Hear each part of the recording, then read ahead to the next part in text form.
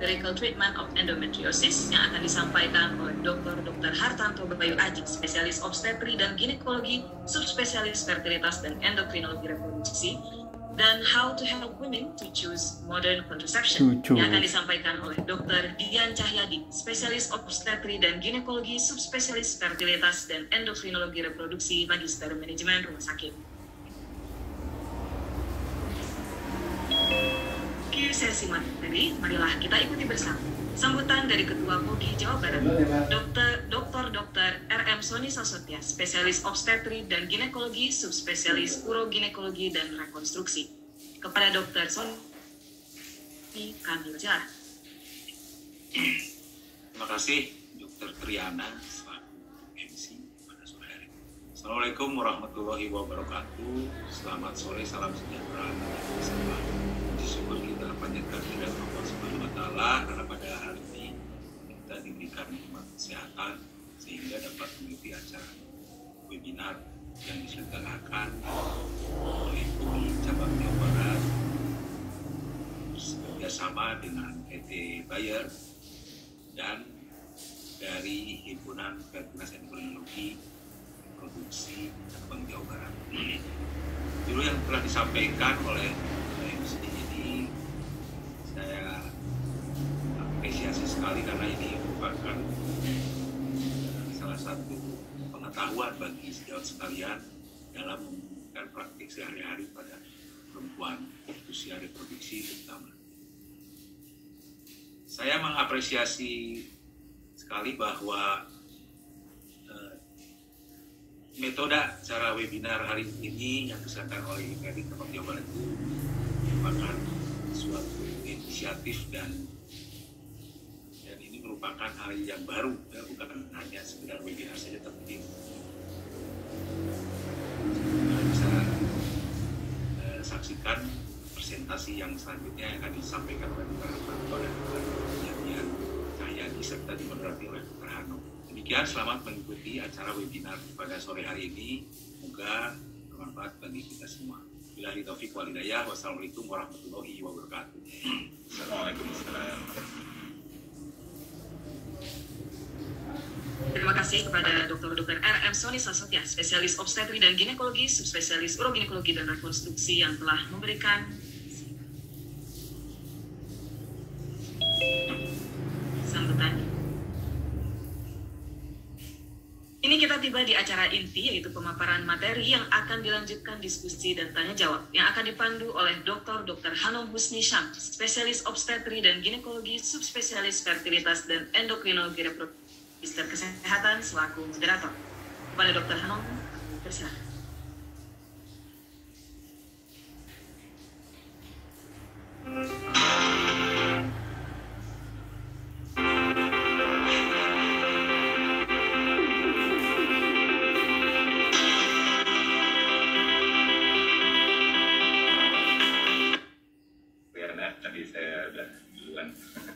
Jadi pada sore ini ada tampilan yang sedikit berbeda.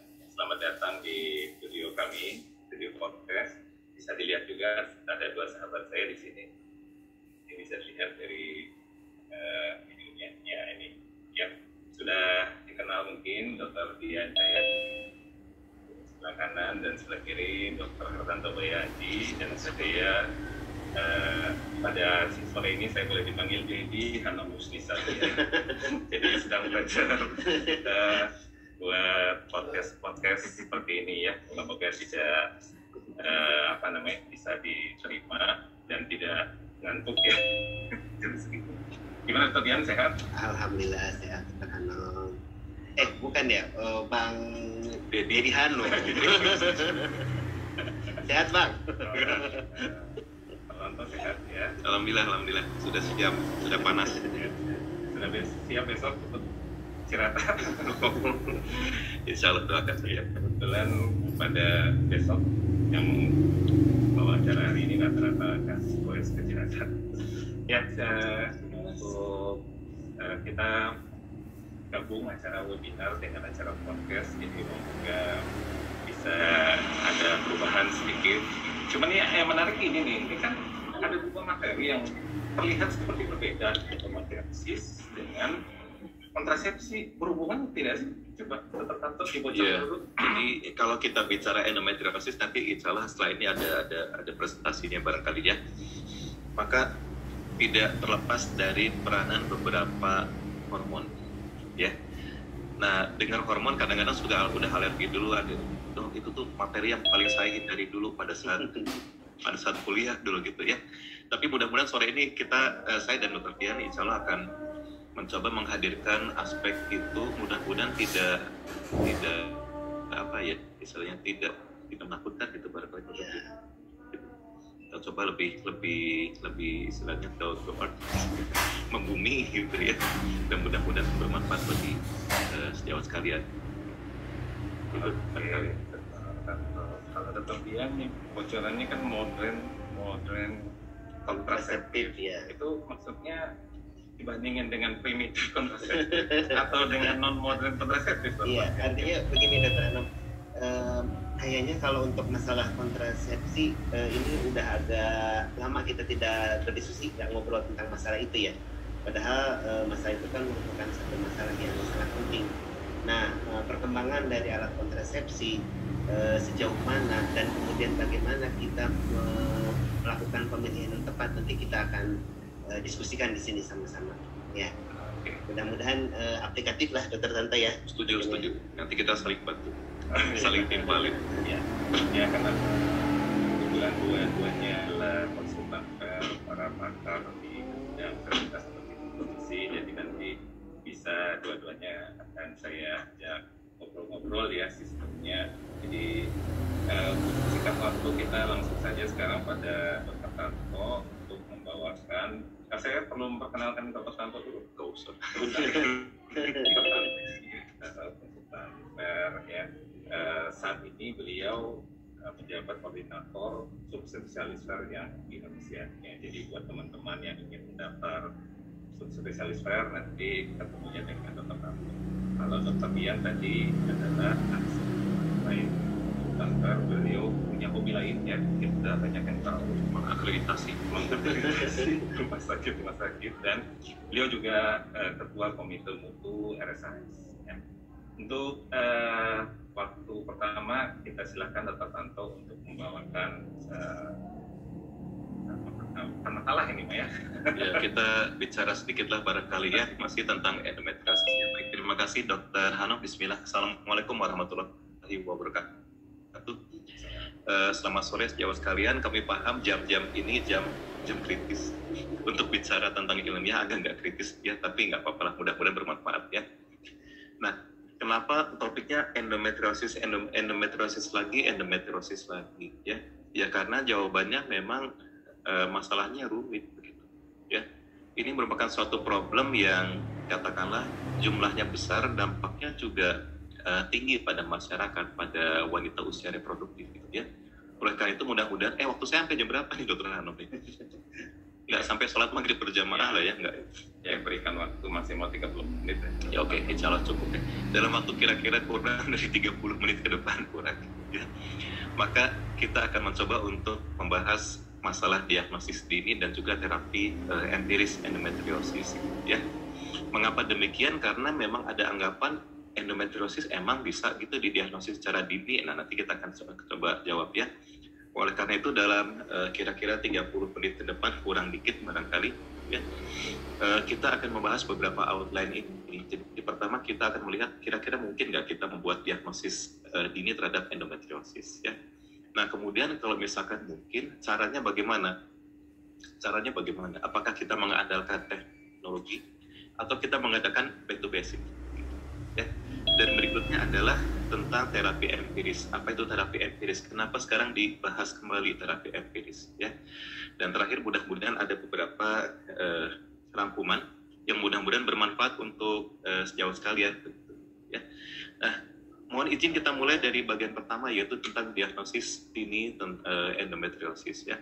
Nah, kalau kita bicara endometriosis jumlahnya besar.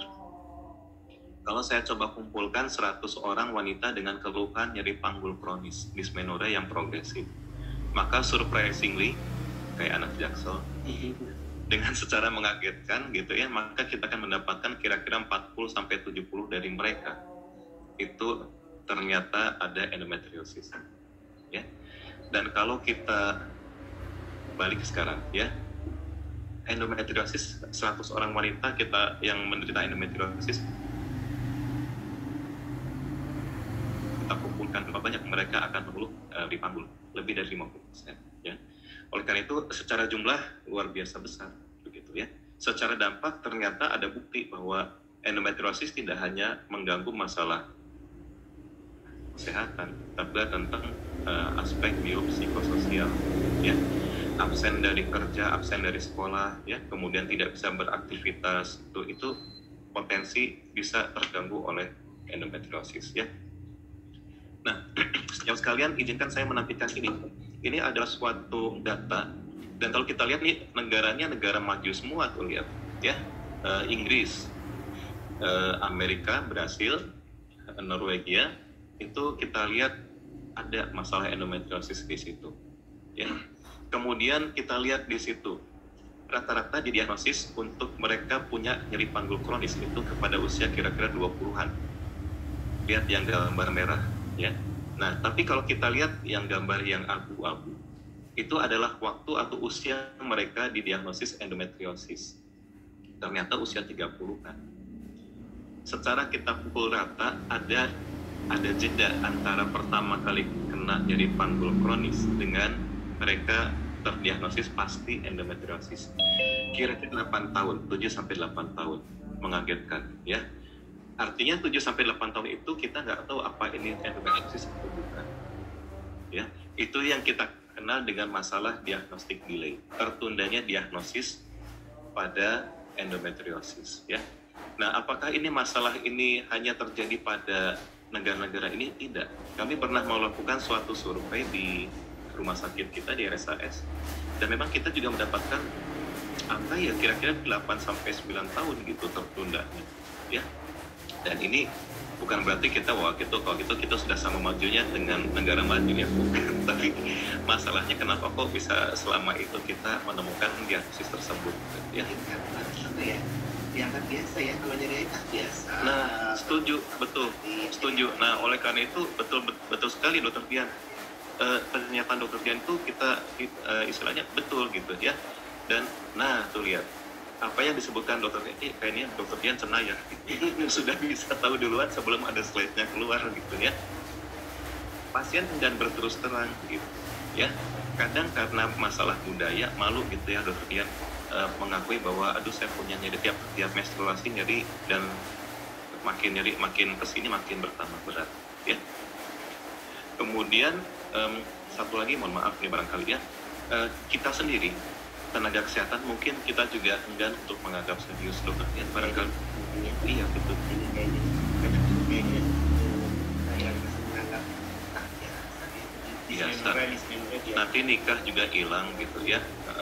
Apalagi kalau udah nanti selesai habis udah hamil melahirkan hilang juga gitu, ya. Nah, ini tentu suatu hal-hal yang membuat kita berpendapat bahwa ini kayaknya mungkin sering ada terjadinya, jadi enggan menganggap serius gitu, ya, dengan segala hormat barangkali, ya. Nah, kemudian ada juga dilema nih, ada dilema juga. Kalau kita lihat pasien-pasien yang mengalami keterlambatan diagnosis itu, ternyata mereka memang berobat kok sebetulnya, gitu. Memang berobat, jadi nggak diam aja gitu sebetulnya, ya. Nah, setelah berobat mereka mendapatkan terapi empiris gitu, ya. Nah, di sini ada dilema, apakah terapi tersebut akan membuat diagnosis yang pasti itu menjadi terhambat, ya. Nah, oleh karena itu nanti di bagian kedua nanti kita akan bahas kontroversi ini, ya. Dan yang terakhir ada beberapa tanda penting yang kadang-kadang kita luput. Nah, teman-teman sekalian, ya. Pertama, ada tanda-tanda penting yang mungkin kita karena nggak periksa dalam, jadi nggak tahu, ya. Contoh uterus yang retrofleksi dan terfiksasi. Contoh ada massa adnexa atau seperti kista endometriosis, ya. Kalau teman-teman lihat yang ini pemeriksaan spekulum, ya, pemeriksaan spekulum. Kita lihat benjolan yang warna biru gelap ini itu bukan jaringan apa gitu, ya, tapi itu endometriosis ternyata, ya. Dan bayangkan kalau kita tidak melakukan pemeriksaan secara menyeluruh, ini kan bisa luntur, ya. Kemudian kalau kita lihat kok serviknya belok tuh seperti ini, kan biasanya servik di tengah, ya. ini kok belok begitu. Ini bukan karena spekulumnya salah pasang ya, enggak, ternyata ya itu ada kemungkinan perlengketan pada satu sisi sehingga serviksnya terdistorsi ke arah yang lengket ya. Apa yang bikin perlengketan paling sering ya endometriosis ya. Nah, inilah kira-kira tanda-tanda yang kadang-kadang kita luput untuk mengamati ya. Kalau ini ya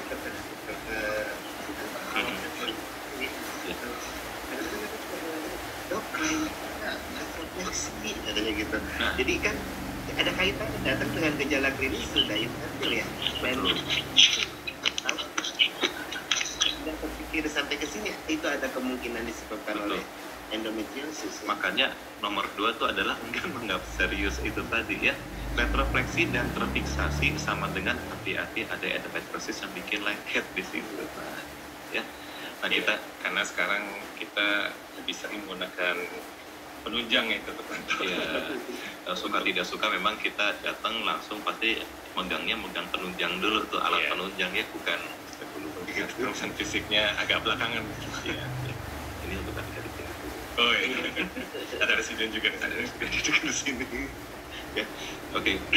Kita maju lagi barangkali ya. Nah, sekarang pertanyaan tadi.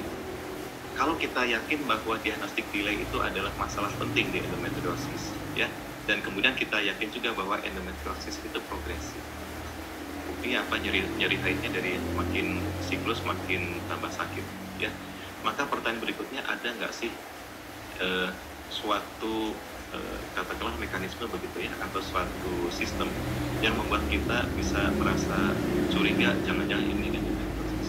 Nah, alhamdulillah nih dalam kira-kira 3 tahun terakhir ini itu para ahli sudah mulai tergerak untuk mencari atau membuat suatu sistem yang memungkinkan kita untuk mendeteksi endometriosis walaupun tidak menggunakan metode yang invasif. Kan dokter Dian apal dulu barangkali ya, kita mendiagnosis endometriosis harus dengan harus PA ya. Nah, sekarang hal itu dicoba untuk bukan dihilangkan tapi ditunda dulu begitu ya. Bisa nggak kita mengandalkan gejala-gejala atau histori yang bernilai penting? Jawabannya bisa. Pada tahun 2019 ini Agarwal dan kawan-kawan bikin sistem ya. Saya nggak akan bacakan satu-satu, teman-teman bisa lihat slide-nya, di capture boleh, nanti dibagikan PDF-nya juga boleh lah insya Allah ya. Mudah-mudahan saya nggak lupa. Ya, itu ada tuh sistemnya. Yang kolom yang putih, Dr. Hanum, yang sebelah putih, yang sebelah kalau di layar kita sebelah kiri ya, kiri tabel ya, sebelah kiri. Nah, itu adalah tanda yang konsisten dengan endometriosis. Mau dihafalkan boleh, mau di print tempel di meja praktek boleh. Ya. Yang kanan itu adalah ada kemungkinan lain selain endometriosis yang abu-abu. Ya. Nah, jadi tinggal ntar dicontreng-contreng tuh, wah ini kayaknya ada, misalnya ada udah endometriosis. Nah gitu mas, cara pakainya. Ya. Tapi kalau yang sebelah kanan karena abu-abu itu ada tulisan consider other diagnosis in addition to endometriosis plus sesuatu. Ya. Rumit dok, ngapalinnya susah. Coba kita lihat yang satu. Nah ini mungkin lebih gampang. Ya. Nah ini beruntung lagi kita 2022 sudah dibantu oleh ESRE. Dr. Dian sering tiap tahun ke ESRE, ke kongres di Eropa ya. Jadi umrohnya ke sana. Itu apa namanya? Dibuat lebih kira-kira lebih simpel barangkali ya. Bahwa ada sign and symptom dan consider endometriosis atau pertimbangan endometriosis bila wanita melaporkan satu atau lebih dari gejala-gejala berikut. Sama, nggak usah dibacakan barangkali ya, di screenshot saja gitu ya. Satu atau lebih dari gejala-gejala ini ada pada seorang wanita, maka kita sudah mulai harus explore kemungkinan adanya endometriosis. Ya, ini seger nih Mas Ribut ya. Kami pilihkan ini supaya teman-teman yang hadir sore-sore ini insya Allah dapat sesuatu yang mudah-mudahan bermanfaat ya gitu ya. Kita bantu pilihkan mana yang penting-pentingnya begitu ya. Nah, kalau sudah ada maka kita akan berpikir oke, kalau gitu diagnosis ini dari endometriosis itu mungkin dapat dilakukan. Bukan suatu hal yang sangat tergantung lama. Iya makanya ini sudah bisa dilakukan dengan menggunakan berbagai history atau pemeriksaan klinis yang katakanlah sudah tahan, ya. Maju lagi. Sekarang kita ke bagian kedua, terapi empiris. Ya. Nah, terapi empiris ini kalau kata definisi mungkin saya coba carikan tadi ya, barangkali mungkin kita maklumah sudah berapa tahun yang lalu kita meninggalkan bangku ya. Bahwa terapi empiris itu adalah treatment yang diberikan berdasarkan pengalaman. Jadi pengalaman boleh, ya, tanpa precise knowledge, tanpa kita tahu pasti apakah diagnosis pastinya, ya. Tapi tentu bukan pengalaman yang buta begitu ya istilahnya, tanda kutip ya, tapi pengalaman yang berdasarkan pernah belajar, pernah mendapatkan suatu update tentang ilmu itu, dan kemudian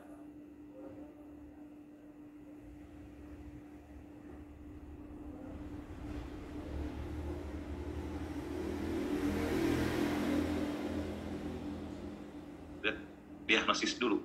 Kan kita dulu diajarin kalau diagnosisnya belum tegak, berarti ya kalau bisa ya jangan mulai treatment kan gitu. Ya, betul. Tapi di sini kita berbeda. Pertama, diagnosis pasti endometriosis nggak mudah. Dokter Dian tadi udah menyebutkan laparoskopi, ya. Dan itu menyebabkan tadi yang pertama delay 9 tahun ya, main-main kan 9 tahun diagnosis. Iya. Jadi artinya selain telat juga laparoskopi ini kan bukan hal yang bisa dikerjakan setiap hari oleh pasien. Bu, besok laparoskopi, oke dok, dengan senang hati. Enggak kan gitu. Dana juga mungkin. Dana juga gitu ya. Kemudian dok takut juga kan dioperasi gitu ya. Jadi diagnosis pasti tidak mudah. Kedua, penyakitnya progresif. Semakin ditunggu kita khawatir ini makin lama makin berdampak kurang baik bagi sistem reproduksi wanita gitu ya. Jadi dengan pertimbangan ini ya udah masuk aja lah kita treatment dulu, walaupun katakanlah ini baru arahnya menuju endometriosis ya gitu. Nah, pertanyaan berikutnya adalah ada dalilnya nggak begitu? Nah, kan kalau kita mau ngasih treatment empiris juga kadang-kadang pertanyaannya apakah ada dasar hukumnya begitu ya? Nah, jawabannya ada gitu, ya. Pada guideline ESRE 2022 ini ada hal-hal yang bisa dijadikan dasar alasan kita insya Allah ya, sah untuk melakukan treatment empiris. Kita bisa lihat ya. Pada pernyataan pertama, baik itu diagnostik laparoskopi atau imaging pencitraan atau dikombinasikan dengan terapi empiris itu bisa dipertimbangkan untuk seorang wanita yang diduga endometriosis. Ya. Kemudian berikutnya ya, dasar yang kedua adalah untuk mendapatkan upaya-upaya untuk mengatasi symptoms dari endometriosis itu kita bisa capai dengan empirical therapy yang sebelah bawah ya, atau setelah diagnosis endometriosis. Jadi boleh milih. Ini menarik ya kalau saya baca ya. There's no evidence superiority of either approach. Berarti sekarang itu paradigmanya laparoskopi, imaging, sama empirical treatment dianggap sama ya? Sama, betul. Dianggap sama. Nah, oleh karena itu di sini yang harus dilakukan adalah memang diskusi dengan pasien ya. Dokter dia HP-nya 5, jadi yang satu punya dipecat yang mana gitu. Nggak apa-apa. Jadi harus didiskusikan dengan pasien gitu. Dok, saya akan memilih terapi empiris karena apa? Karena saya nggak berani laparoskopi, nggak masalah. Ya, yang penting kita sudah jelaskan dengan baik pro dan kelebihan dan mungkin beberapa kekurangan. Intinya itu berarti ya, kita harus bisa menjelaskan kepada pasien kita. Ya, jelaskannya itu tiga tahap yang diperlukan ya, sebelum treatment, saat treatment, dan sesudah ya, evaluasi. Jadi jangan kalau udah keluar efek samping baru kemudian kita sampaikan ya. Mungkin kita memang harus meluangkan sedikit waktu untuk menjelaskan hal itu ya. Nah, kalau kita sudah yakin bahwa empirical treatment itu atau terapi empiris itu sah, boleh, ada dasarnya gitu ya. Maka pertanyaan berikutnya, gimana caranya gitu ya. Nah, ini ada caranya nih, lagi-lagi menurut ESRE 2022 gitu ya. Kalau yang khas untuk Indonesia kita sedang upayakan dari timbunan kita, insya Allah mudah-mudahan ya, gitu ya. Tapi kita sementara ini bagus saya pikir untuk sejauh sekalian, bahwa kalau kita sudah menduga adanya endometriosis di sini, maka kita akan melakukan pemeriksaan klinis yang komprehensif ditambah dengan pencitraan. Nah, cara pencitraannya itu dikasih huruf gede semua tuh. Artinya penting. Kenapa demikian? Karena ada beberapa bentuk endometriosis yang bisa dideteksi dengan pencitraan. Contohnya kista endometriosis, itu khas banget gitu, ya. Contohnya lagi nodul-nodul endometriosis lesi susukan dalam, itu bisa tuh sebetulnya, ya. Gimana caranya ya? Dan nanti mungkin Pak Dr. akan ultrasonografi untuk endometriosis gitu, ya. Di Meet the Expert ya. Di Meet the Expert. Udah dibocorin nih, ada Meet the Expert. Atau di itu satu lagi yang nanti bulan Oke ya. Itu juga bisa. Nanti teman-teman kita bulan Februari atau Maret ada. Tapi mungkin kalau yang superficial nodul, itu superficial peritoneum. Iya betul. Ingat, bentuk endometriosis kan kita ingat pertama adalah bentuk yang superficial, artinya lesinya nempel di permukaan peritoneum. Keduanya adalah yang dalam, itu nempelnya jauh lebih dalam lagi. Dan ketiga adalah kista. Nah, mana yang bisa dideteksi dengan USG? Itu adalah kista endometriosis dan juga lesi yang dalam, ya. Tapi lumayan lah, ada bentuk yang memang bisa kita lakukan. Nah, kalau memang ada signs of endometriosis, ya, maka kita bisa mulai treatment of endometriosis. Nah, saya sedikit menyinggung tentang treatment.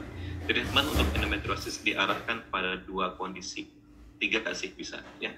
Pertama, apakah pasien pengen nyarinya terkendali? Nomor 1. Kedua, apakah pasien bila infertil ingin infertilitasnya teratas? Dan ketiga, apakah kalau ada masanya harus dikendalikan? Nah, ya. Nah, sebaliknya kita bisa juga melakukan empirical medical treatment kalau misalkan pemeriksaan klinisnya ternyata ada tanda-tanda curiga endometriosis.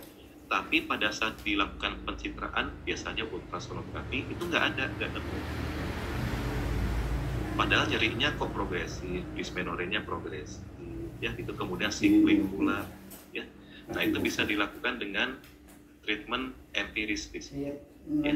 Nah oleh karena itu ada 2 kondisi yang langsung mengarah pada terapi empiris. Pertama kalau gejalanya udah jelas banget, ya. Yang kedua adalah kalau ternyata gejalanya jelas tapi nggak didukung dengan pencitraan atau gambaran pemeriksaan ultrasonografi yang meyakinkan, ya.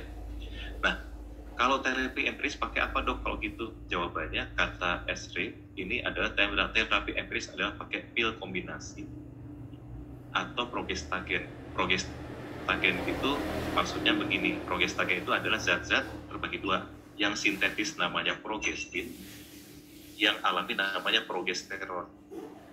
Teman-teman kalau nanti pakai pil kontrasepsi itu isinya progestin, ya.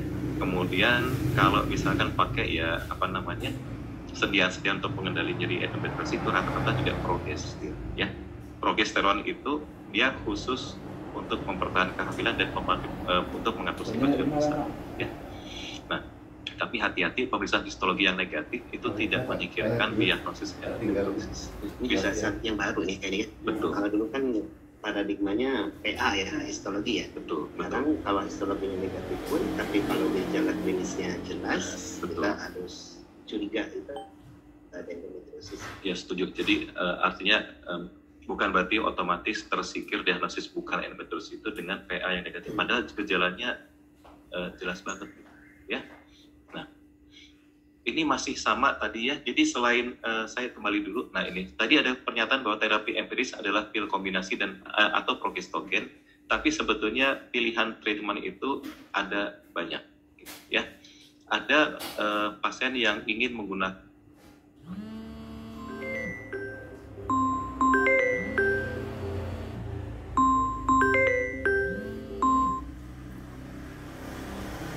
juga hormon treatment. Artinya kita akan mengendalikan pengaruh estrogen menggunakan beberapa sediaan hormon. Ya, ada juga pakai yang ini pembedahan. Tapi pembedahan ini derajatnya, dokter Dian pernah nggak pasiennya langsung dok, saya udah nyeri terus langsung minta operasi? Rata-rata kan ditanya obat dulu. Pasti obat dulu. Nah, ya. Jadi oleh karena itu memang semua pilihan ini ada tulisannya offer as an option, tawarkan mau yang mana, plus minusnya juga ada ya. Nah ini untuk yang hormon ini macam-macam, jadi nggak cuma progestogen saja tadi sebetulnya ya, tapi nanti akan kita lihat yang dimasukkan ke terapi empiris itu disebut namanya terapi lini pertama, sementara yang lainnya itu adalah terapi lini kedua bila terapi lini pertama itu tidak berhasil ya. Nah, kalau kita pakai sediaan progestin atau pil kombinasi, maka biasanya pertanyaannya adalah, dok, ini minumnya terus, nggak pakai berhenti kayak waktu kita mau umroh gitu misalkan, atau mau haji ya, atau kita berhenti dulu, mens dulu, minum lagi, mens lagi gitu ya. Nah, itu yang mana? Jawabannya dua-duanya bisa. Jadi apapun pilnya, mau itu pil kombinasi atau pil progestin, itu bisa digunakan baik itu continue, nggak pakai putus ya dokter lihat ya, atau siklik itu ada berhentinya dulu, istirahat, biasanya beberapa hari kemudian ada mens gitu ya, kemudian mulai lagi ya. Ternyata sama sih sebetulnya bermanfaat gitu ya, hanya ada beberapa di sini yang kita lihat dari suatu penelitian menarik nih ya, yang kita lihat yang gambar A aja deh, yang gambar lainnya nggak apa-apa nggak dilihat ya. Nah ada kata-kata waktu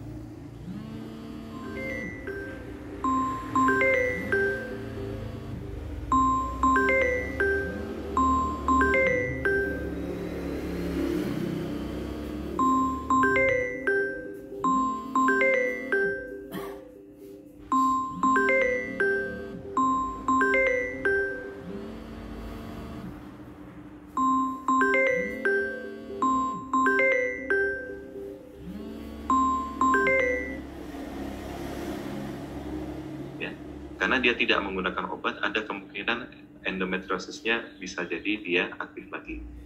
Walaupun penelitian ini dilakukan pada pasien yang sudah operasi, ini cukup untuk memberikan gambaran kita bahwa siklik atau continue bisa dipakai, bisa ya. Cuma kalau lihat dari ininya, yang continue memberikan efek supresi yang lebih baik ya, dan itu sejalan dengan konsep saat ini kita harus melihat endometriosis sebagai satu chronic progressive disease. Chronic progressive ya, disease. Cocok ya. Ya. Tapi nggak selamanya pasien itu senang dengan yang siklik, yang continue ya. Ya inilah kita pengurus para wanita.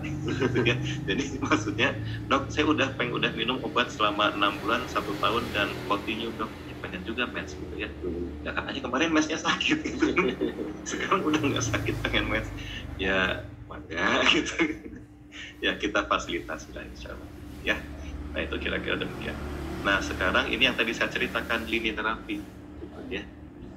Ada lini terapi yang pertama, artinya kita gunakan sebagai treatment empirical, terapi empiris, yaitu bisa pakai obat kombinasi, ada progestin dan juga ada antiinflamasi. Kalau yang lini kedua ini biasanya sifatnya yang menekan secara sentral ya dokter Pian ya. Gena analog, kemudian aromatase inhibitor itu menekan di enzim namanya aromatase. Kemudian analog androgen dan danazol, tapi udah jarang sekali kita pakai sekarang ya. Dan sebagainya. Ya. Ini menunjukkan bahwa treatment empiris itu kita gunakan yaitu itu tadi sesuai arahan tadi ya, pakai pil kombinasi atau pakai progestin ya. Nah, ada satu sediaan yang kalau sebetulnya kalau kita baca penelitian udah cukup lama tuh di luar negeri, udah lebih dari 10 tahun ya, tapi di kita sekarang di Indonesia ini berapa lama kita menggunakan? Sekitar 3 tahun, 4 tahun ya, baru maraknya ya, kita baru sediaannya baru ada ya. Sediaan. Namanya Dionoges sejawat sekalian. Nah Dionoges ini sebetulnya progestin juga dokter Hanum, jadi suatu progesteron sintetik ya, tapi dia punya sifat di sini bahwa antiinflamasinya kuat. Dan kita tahu antiinflamasi itu akan efektif kalau dia bisa bekerja di 2 lini jaringan ya. Kita hafal mungkin pada saat waktu belajar histologi kan ada komponen epitel dan komponen stroma pada kelenjar gitu ya. Nah si Dionoges ini main di dua-duanya, main di komponen epitel, dia menghambat produksi prostaglandin, menghambat produksi mediator radang ya, dan juga pada sel stroma, sel pendukungnya ya. Jadi dua-duanya ini dipengaruhi oleh dienogis. Tidak hanya di epitel saja. Selama ini kita berpendapat bahwa kalau kita main di endometri, maka kita kayaknya harus memodifikasi inflamasi di epitel. Ternyata enggak. Sebaiknya memang kita punya dua mekanisme yang bisa diandalkan, ya. Apakah bisa digunakan untuk treatment jangka panjang? Jawabannya insya Allah bisa. Ini ada penelitian di awal-awal dulu, kira-kira 12 tahun yang lalu ya, tapi masih relevan, bahwa kalau kita mengandalkan progestin, salah satu keuntungannya adalah kita bisa gunakan untuk jangka waktu yang lama, ya.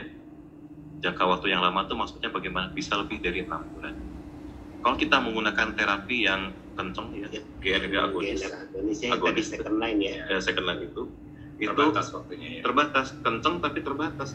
Nah, sementara paradigma sekarang adalah ya optimal aja lah, nggak usah super kencang gitu ya. Tapi kita bisa gunakan terus gitu ya, istiqomah istilahnya gitu. Panjang gitu waktunya ya. Berapa lama? Ada beberapa data menunjukkan lebih dari 5 tahun pun. Oke. Dokter Pian punya pengalaman lebih dari 5 tahun nggak waktu itu pakai dienogis? Mungkin kalau di Indonesia sekarang tidak 4 tahunan. 4 tahunan. Karena obatnya juga mungkin masih baru. Ya betul ya. Nah kemudian berapa lama? Kadang-kadang sudah ditanya, dok, kita mengevaluasi berapa lama kita bisa lihat bahwa si treatment dengan dienogis ini efektif gitu ya. Ya banyak yang menyarankan 3 bulan ya gitu ya. Nah kadang kita berpikir apa dasarnya 3 bulan ini ada ternyata nih ada datanya ya. Ternyata dari 12 minggu 3 bulan atau 12 minggu ya, 12 minggu. Saya salah. 12 minggu itu ternyata skor nyerinya dibanding dengan placebo itu sudah menunjukkan perbedaan yang bermakna. Ya, yang dilihat tuh skornya, bukan nilai P-nya aja, saudara-saudara. Ya. Jadi kalau untuk melihat suatu efek itu gede apa kecil, itu melihatnya di perbedaan ini, namanya efek size. Nah, kuliah dikit nih. Ya. Ukuran efek perbedaan antara ini dikurangi ini. Jadi kira-kira katakanlah pasnya di sini katakanlah 42, di sini kira-kira berapa nih? 28 gitu ya. 42 per 8 berarti 12 gitu ya. 12 mm nilai pasnya. Visual setelah 3 bulan ya. Setelah 3 bulan. Jadi 3 bulan sudah cukup lah untuk kita menilai apakah suatu treatment itu efisien apa enggak ya. Soalnya tadi ini berkaitan juga dengan algoritma yang dokter Tanto sampaikan. Ya. Di saat kita memutuskan mau tindak lebih lanjut apabila terapi empiris dianggap tidak berhasil. Berarti Betul. evaluasi mungkin kita bisa pakai ini 3 bulan ya. Salah satunya. Kalau bagus, lanjut berarti kan ya? Ya, lanjut ya. Dan lanjut itu kita juga sambil ayomi pasiennya bahwa mungkin efek samping mungkin profil keamanan kita jelaskan gitu ya. Nah, bicara profil keamanan saya punya data ya.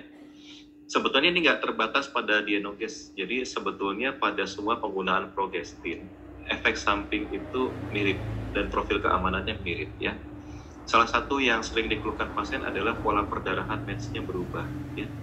Tapi ini nggak spesifik untuk dienogis saja sebetulnya ya. Jadi dokter dia kelihatannya untuk seluruh progestin pun kita sama sifatnya. Miripnya gitu ya. Derajat amenorenya tinggi, tapi itu sebetulnya menguntungkan kan. Jadi dengan tidak haid tidak nyeri kan ya. Kedua, perdarahan yang di luar siklus itu juga naik. Nah ini biasanya kita berikan biasanya ya kalau kita berikan penjelasan gitu ya, bahwa memang akan mengalami seperti ini dan mudah-mudahan tidak mengganggu dibandingkan dengan harus hidup bersama nyeri. Maka biasanya pasien bisa menerima ya. Kemudian bagaimana dengan kepadatan massa tulang? Ya ini merupakan suatu isu yang sekarang banyak diteliti ya, bahwa massa tulang itu dapat menurun pada penggunaan progestin apapun ya. Tapi apakah kemudian menjadi suatu halangan?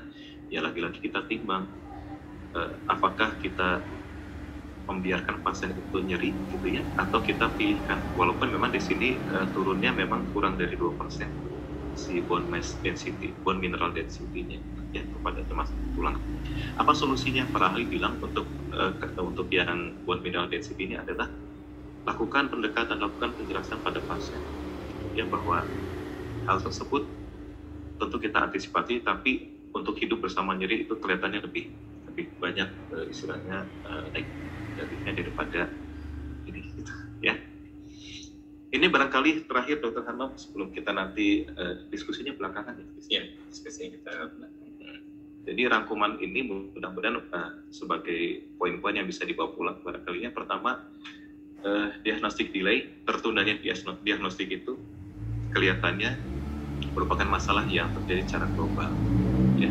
Nggak cuma di negara maju, kebalik, nggak hanya terjadi di negara berkembang seperti mungkin di kita, tapi kita punya data tadi bahwa di sama negara juga di negara maju juga sampai Amerika tadi 10 tahun, 14 tahun. Betul. Ya. Karena ternyata faktornya salah satunya adalah mereka jalur rujukannya panjang tuh, ya. Jadi mereka tuh ada sistem nggak bisa langsung ketemu dengan SPG, ya. Kemudian dari panduan terbaru terapi empiris maupun upaya penegakan diagnostis, yaitu jadi tadi yang pertama ya, boleh pilih mau ngejar diagnosis pasti atau kita empiris itu dapat jadi pilihan. Kemudian terapi empiris dilakukan dengan pil kombinasi dan atau progestatin atau progestitan, ya kita udah singgung tadi tentang data dari diagnosis. Itu saja barangkali Dokter Hanum yang dapat disampaikan, ya. Mudah-mudahan bermanfaat, mudah-mudahan nggak berat. Tapi saya kira ini sangat penting ya, karena ini merubah konsep kita dalam menangani endometriosis ya. Jadi hampir merubah semuanya lah kalau saya bilang ya. Artinya kita satu harus meningkatkan awareness pada pasien-pasien yang mulai mengalami nyeri haid pada usia remaja nih. Ya, dan betul. Penggunaan obat pada usia remaja ini juga isu tersendiri ya. Untuk orang tua mungkin resisten gitu. Kalau misalnya ini kenapa anaknya dikasih obat hormon gitu ya. Nah, tapi datanya kan memang seperti itu gitu. Kita harusnya dari awal terapinya ya. Betul. Jadi endometriosis ini bukan masalah untuk wanita yang 20-an aja gitu. Tapi ternyata sekarang remaja pun endometriosis ini naik pembahasannya, ya. Kita kalau nggak salah pada tahun lalu kita pernah bahas tentang yang sebenarnya. Ya, dan untuk kita ya, maksudnya kita yang bergerak juga di bidang infertility, satu keprihatinan kan kita mendapatkan pasien endometriosis stadium lanjut yang diobatin untuk infertility juga susah. Seandainya ini bergeser, wah kayaknya dampaknya lebih itu barangkali Dokter Hanum yang bisa disampaikan. Terima kasih kesempatannya, saya kira tadi sampai sebenarnya masih lama sih ngobrolnya. Tapi ada satu lagi ya, masih ada satu lagi. Harusnya bikin 2 sesi ini, satu khusus endometriosis, satu itu. Negara rame kan cuma berdua kan. 3. Ya, terima kasih. Mungkin saya rasa akan banyak sekali pertanyaan yang akan bisa kita diskusikan nanti ya dengan Dr. Hartanto. Ternyata terapi empiris pil KB ya, yang sehari-hari biasa kita gunakan, kita sudah tahu itu bisa untuk salah satu terapi endometriosis, ternyata sekarang bisa digunakan untuk terapi empiris. Selanjutnya kita masuk ke Dr. Dian ya, sudah menyampaikan banyak masukan juga tadi untuk endometriosis. Sekarang modern kontrasepsi ya. Ini yang tadi jadi pertanyaan, modern itu apa gitu ya, ya. Okay. Tapi ini memang sesuai dengan tema kita hari ini, modern ya. Jadi presentasinya pun dengan cara podcast secara modern dan karena ngomong soal modern, makanya saya pilihkan konsensus paling baru 2022. Ini bonus buat teman-teman yang hadir sore ini gitu ya. Tapi tadi Dr. Tanto janji ya, terima tulisannya kecil-kecil tuh. PDF-nya nanti PDF-nya harus dibagiin. Ada ya. Ada. Sama satu lagi, konsensus dari HIPERI harus keluar untuk kita. Oh itu lagi ya, itu insya Allah itu kan terus ketuanya mudah-mudahan dekat. Prof. Heriawan nanti. Ya, oke, silakan langsung dulu. Ini boleh minum dulu nih? Boleh ya, soalnya mau ini agak lama nih minumnya. Mas Dokter Dian ya, saya makan. Baik, tapi bukan itu ya, bukan sponsor bukan. Tidak di endorse. Baik, terima kasih Dr. Hanum, Dr. Tanto, izin yang terhormat para guru besar sejawat yang hadir sore hari ini. Izinkan saya untuk menyampaikan satu materi terkait kontrasepsi yang tadi saya sudah sampaikan di awal bahwa di masa ini kayaknya kita udah lama nih 2 tahun nggak pernah ada seminar atau pengkajian lebih dalam tentang kontrasepsi, sampai sejauh mana sih pelaksanaan kontrasepsi gitu. Makanya saya sangat senang gitu diberikan kesempatan ini, terutama sih apa yang sekarang kita bisa lakukan atau kita bisa tingkatkan, optimalkan dalam pelayanan kita untuk kontrasepsi ya. Baik, jadi ini judulnya adalah bagaimana kita membantu wanita untuk memilih kontrasepsi modern, ya, khususnya adalah untuk novel combined hormonal kontraseptif. Jadi nanti di sini fokus saya di depan global untuk semua alat kontrasepsi, bagaimana kita metodenya. Di belakang nanti kita akan lebih fokus kepada CHCS. Kalau dulu kan kita bilang COC ya, tapi sekarang dari WHO itu ternyata Dr. Hanam, Dr. Tanto di istilahnya tuh CHCS, Combined Hormonal Contraceptive. Bapak Ibu sekalian, kontrasepsi itu merupakan masalah yang utama ya, karena kalau nggak dikontrasepsi, kebayang nggak sih anak kita berapa dalam kurun waktu hidup wanita itu bisa. Kalau dulu kan orang tua kita ada yang 13, anaknya ada yang 15 gitu ya. Nah, dengan ada kontrasepsi itu nampaknya merupakan satu terobosan besar sehingga wanita bisa berkarir, bisa memegang jabatan yang tinggi ya. Bayangin nggak kalau Ratu Inggris itu hamil tiap tahun, kapan dia bisa gitu? Ya gitu. Jadi dulu hitungannya lusin ya. Itu lusin. Nah, kalau sekarang kan sudah sedikit berbeda ya. Nah, jadi poin diskusi kita adalah bagaimana kita memilih kontrasepsi, alat kontrasepsi yang tersedia saat ini berdasarkan guideline yang ada terkini ya. Nanti juga kita akan mengeksplor mengenai modern atau novel combined hormonal kontraseptif, khususnya yang pill. Nah, kenapa hal ini menjadi penting? Kalau kita lihat data, ini ada satu review ya, karena kalau di Amerika itu untuk masalah kontrasepsi ini penting karena gaya hidupnya juga mungkin berbeda ya. Mereka melindungi kan di sana mungkin free sex, kemudian early age of sex juga gitu ya. Jadi kontrasepsi itu penting, agak beda sama kita. Di sana katanya 87% wanita itu menggunakan kontrasepsi selama kurun hidupnya. Nah, untuk kita Indonesia kayaknya kita belum punya data ya, berapa besar sih penggunaan kontrasepsi kita, tapi saya yakin besar sekali karena kalau tidak mungkin itu menjadi program prioritas masalah pemerintah ya. Hingga saat ini untuk PKBRS untuk KB itu menjadi salah satu program nasional, semua rumah sakit wajib Dr. Hanum, Dr. Tanto untuk melaksanakan PKBRS, masuk ke dalam salah satu standar akreditasi dari program nasional. Nah, jadi yang penting nanti di sini adalah kita lihat, kita harus sama-sama menyadari atau kembali menyadari karena mungkin sedikit sudah agak terlupa ya dengan masa pandemi ini segala macam, bahwa masalah kontrasepsi itu merupakan satu masalah yang penting. Nah, kalau kita bicara tentang efektif, nanti tentu saja bahwa kita harus mengetahui juga bagaimana sih efikasinya, kemudian tingkat kesuburan orangnya, bagaimana dia frekuensi hubungan suami istrinya ya. Kemudian juga yang penting adalah untuk saat ini kondisi-kondisi medis yang ada pada pasien tersebut.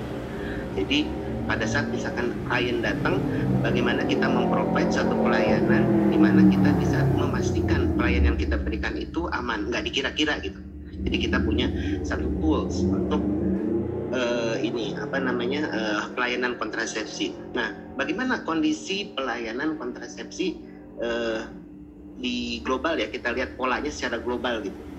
Nah, kita lihat secara global untuk pil kontrasepsi kombinasi itu merupakan metode yang paling banyak dipergunakan, sekitar 21,9% itu menggunakan kontrasepsi ini. Makanya nanti fokus kita di sini ya. Kemudian pregnancy rate-nya cukup kecil, sekitar 4-7%, artinya kegagalannya. Dan kita sama-sama tahu pakai pil oke, tapi harus ingat ada risiko thrombotic event, itu ada risikonya. Jadi not everybody suitable using CHCS ya. Kemudian long acting method ya, di sini ada implant, ada IUD, ini trennya meningkat ya, dan ini juga angka kegagalannya sangat rendah ya. Kemudian progestin only and non hormonal ya, ini disukai karena efek samping yang seriusnya agak rendah ya. Kemudian hormonal kontraseptif ya, dan ini untuk yang hormonal kontraseptif itu kita bisa mendapatkan keuntungan non kontraseptif dari obat tersebut. Jadi dia bisa meningkatkan kondisi-kondisi yang berupa gangguan terkait gangguan menstrual cycle, kemudian hiperandrogen, endometriosis yang tadi sudah disampaikan oleh Dr. Tanto, kemudian gangguan yang lain seperti misalkan premenstrual syndrome atau gangguan lain yang lebih berat. Jadi ketika kita mempergunakan hormon kontraseptif, kita bisa pakai itu untuk senjata mengatasi berbagai kondisi klinis yang lain, bukan hanya untuk ber-KB ya. Nah, yang jadi masalah adalah ini kan, bagaimana kita membantu klien kita untuk memilih alat kontrasepsi yang tepat ya. Nah, kita lihat dulu nih, biasanya sih apa sih kira-kira ya yang pengen tahu gitu pasien tuh kalau datang ke dokter Obgyn, apa sih yang ditanyakan gitu. Nanti sebagai bahan bagi kita untuk menjelaskan atau memberikan informasi kepada pasien ya. Nah, yang pertama yang sering ditanyakan ternyata KB laki-laki. Jadi ibunya biasanya komplain kan, kayak saya aja nih, perempuan aja gitu yang disuruh KB, kalau laki-laki gimana gitu. Nah ya, sampai sejauh ini kan 2022 ya, belum ada kontraseptif yang disarankan untuk pria kecuali kondom. Jadi penelitian-penelitiannya kita dulu pernah dengar ya, ada gitu, tapi belum approve untuk itu ya. Kemudian apakah kontrasepsi berkaitan dengan peningkatan kanker? Itu kan pasti yang ditanyakan sama pasien gitu ya. Kalau kita, hormon gitu kan. Walaupun hormon juga nggak jelas hormon apa yang dimaksud. Karena dia menggenerasikan gitu kan. Nah, yang perlu kita ketahui bersama adalah pada saat kita menggunakan combine hormon kontraseptif, itu justru kita punya manfaat lebih. Yaitu melindungi dari kemungkinan kanker endometrium dan juga ovarian cancer. Ini evidence base-nya sudah ada ya. Tetapi memang ada kaitannya dengan peningkatan risiko dari CA payudara, dan ini yang menyebabkan kita memerlukan screening. Pasiennya boleh nggak, kalau kita udah mau pakai combine hormonal kontrasepsi, artinya kita harus melakukan screening. Dan untuk yang normal itu tidak ada kaitannya antara penggunaan kontrasepsi di masa lalu dengan peningkatan kejadian kanker ataupun mortalitas. Ya, jadi kalau misalkan tiba-tiba terjadi kanker, itu karena dulu penggunaan kontrasepsi, itu menurut evidence base-nya nggak ada. Ya. Kemudian, apakah remaja boleh mempergunakan IUD? Memang ini seperti sesuatu yang luar biasa kalau kita ya, tapi kalau di luar negeri mungkin karena budayanya berbeda, itu menjadi satu hal yang dipertanyakan gitu ya. Tapi memang, untuk yang ini dikatakan untuk yang belum menikah ya, belum punya anak, itu belum ada rekomendasi yang sahih lah untuk mendukung penggunaan IUD pada ini. Kemudian apakah wanita harus mempergunakan bentuk yang paling efektif dari kontrasepsi? Nah, ternyata dari sini dikatakan bahwa pemilihan kontrasepsi itu adalah dilakukan berdasarkan preferensi dari pasien dan toleransinya terhadap tingkat kegagalannya. Itu yang penting. Dan preferensi dari pasien terhadap berbagai metode mungkin dia berbeda-beda. Mungkin dia tidak memilih misalkan yang sangat efektif, yang long term gitu ya, karena dia lebih menyukai waktu-waktu tertentu. Toh suami saya nggak, jadi misalkan yang begini, Dokter Tanto atau Dokter Hanom, suaminya tuh nggak ada jadi dia pergi di jaraknya jauh, LDR lah gitu ya. Jadi dia tidak selalu harus mempergunakan kontrasepsi yang itu gitu. Jadi dia lebih menyukai yang lain daripada misalkan dipasang IUD atau implan ya. Tapi yang penting adalah bagi kita adalah kita harus menyiapkan pasien agar supaya jangan sampai nanti terjadi unplanned pregnancy atau efek sampingnya. Ya. Nah, kemudian juga pertanyaan yang terkait berat badan nih, Dokter Tanto, Dokter Hanom. Jadi apakah berat badan mempengaruhi efektivitas dari alat kontrasepsi yang ada? Karena kan kita tahu ya, orang gemuk, orang kurus, obatnya sediaannya itu aja gitu. Jadi apakah itu mempengaruhi atau tidak gitu ya? Dosisnya sama saja. Dosisnya sama saja seperti itu. Ya. Nah, di sini evidence-nya adalah ternyata memang tidak ada. Jadi the use of any method for individuals, no matter the weight, will prevent more pregnancy than not using the method. Jadi artinya begini, lebih baik kita kasih daripada nanti ternyata kebobolan gitu, ya. Dan untuk kepatuhan itulah yang akan nanti agak sulit kalau misalkan disediakan misalkan pil untuk berat badan yang orang segini gitu, dia berbeda pil itu malah akan menjadi sulit karena kan berat badan orang itu naik turun gitu ya. Kemudian apakah nantinya pil KB akan tersedia di counter OTC gitu ya? Nah ini juga satu pertanyaan, tapi karena dia masih ada risiko trombosis, mungkin hal ini akan menjadi satu hal yang masih dalam pembahasan ya. Seperti itu. Nah, kalau untuk Indonesia kan agak berbeda ya karakter wanitanya. Kalau di Jakarta mungkin profilnya mirip seperti ini, itu ya udah banyak yang mempergunakan pil seperti itu. Tapi kalau misalkan yang di daerah mungkin masih agak konservatif. Jadi kita bisa lebih fokus bagaimana kita memberikan atau memilihkan metode kontrasepsi yang cocok untuk pasien tersebut. Nah, jadi gimana nih sekarang kita harus melakukan screening pada pasien sehingga kita bisa memberikan metode kontraseptif yang paling baik ya. Nah, arahan kita atau acuan kita adalah ini, medical eligibility criteria for contraceptive use. Ini yang terakhir dikeluarkan 2015, seharusnya tahun ini keluar lagi karena setiap 5 tahun di review. Cuma mungkin karena pandemi agak telat nih, nanti kita tunggu review yang terbaru ya. Tapi ini yang the latest-nya itu ada yang 2015. Jadi kita mempergunakan ini. Cuma kan kalau bawa ini agak repot ya. Bentuknya harus kita cari-cari, kita buka, kemudian di tempat praktek agak repot gitu. Jadi gimana nih caranya supaya kita sebagai objin dalam tempat praktek bisa tetap mengikuti aturan ini tetapi juga mudah ya. Oke, nah ini Dr. Tanto, Dr. Hanom. Ada aplikasi dari WHO mengenai medical eligibility criteria. Nah, saya sih encourage semua teman-teman untuk bisa pakai ya ini, karena dia free, gratis, terus ada di Apple, ada di Android juga gitu ya. Jadi ini kebetulan kalau kita buka Dr. Hanom, Dr. Tanto, bahasa Indonesia ada nggak? Belum ada sayangnya. Biar mudah. Ada tuh kalau yang Indonesia yang lingkaran untuk bidan.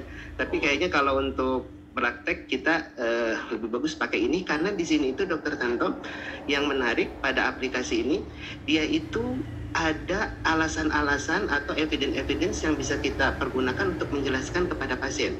Nah itu yang nggak ada di dalam lingkaran itu ya. Jadi ini contohnya Dr. Tanto ya, Dr. Hanom kalau kita udah pakai ini, jadi kita bisa lihat seperti ini.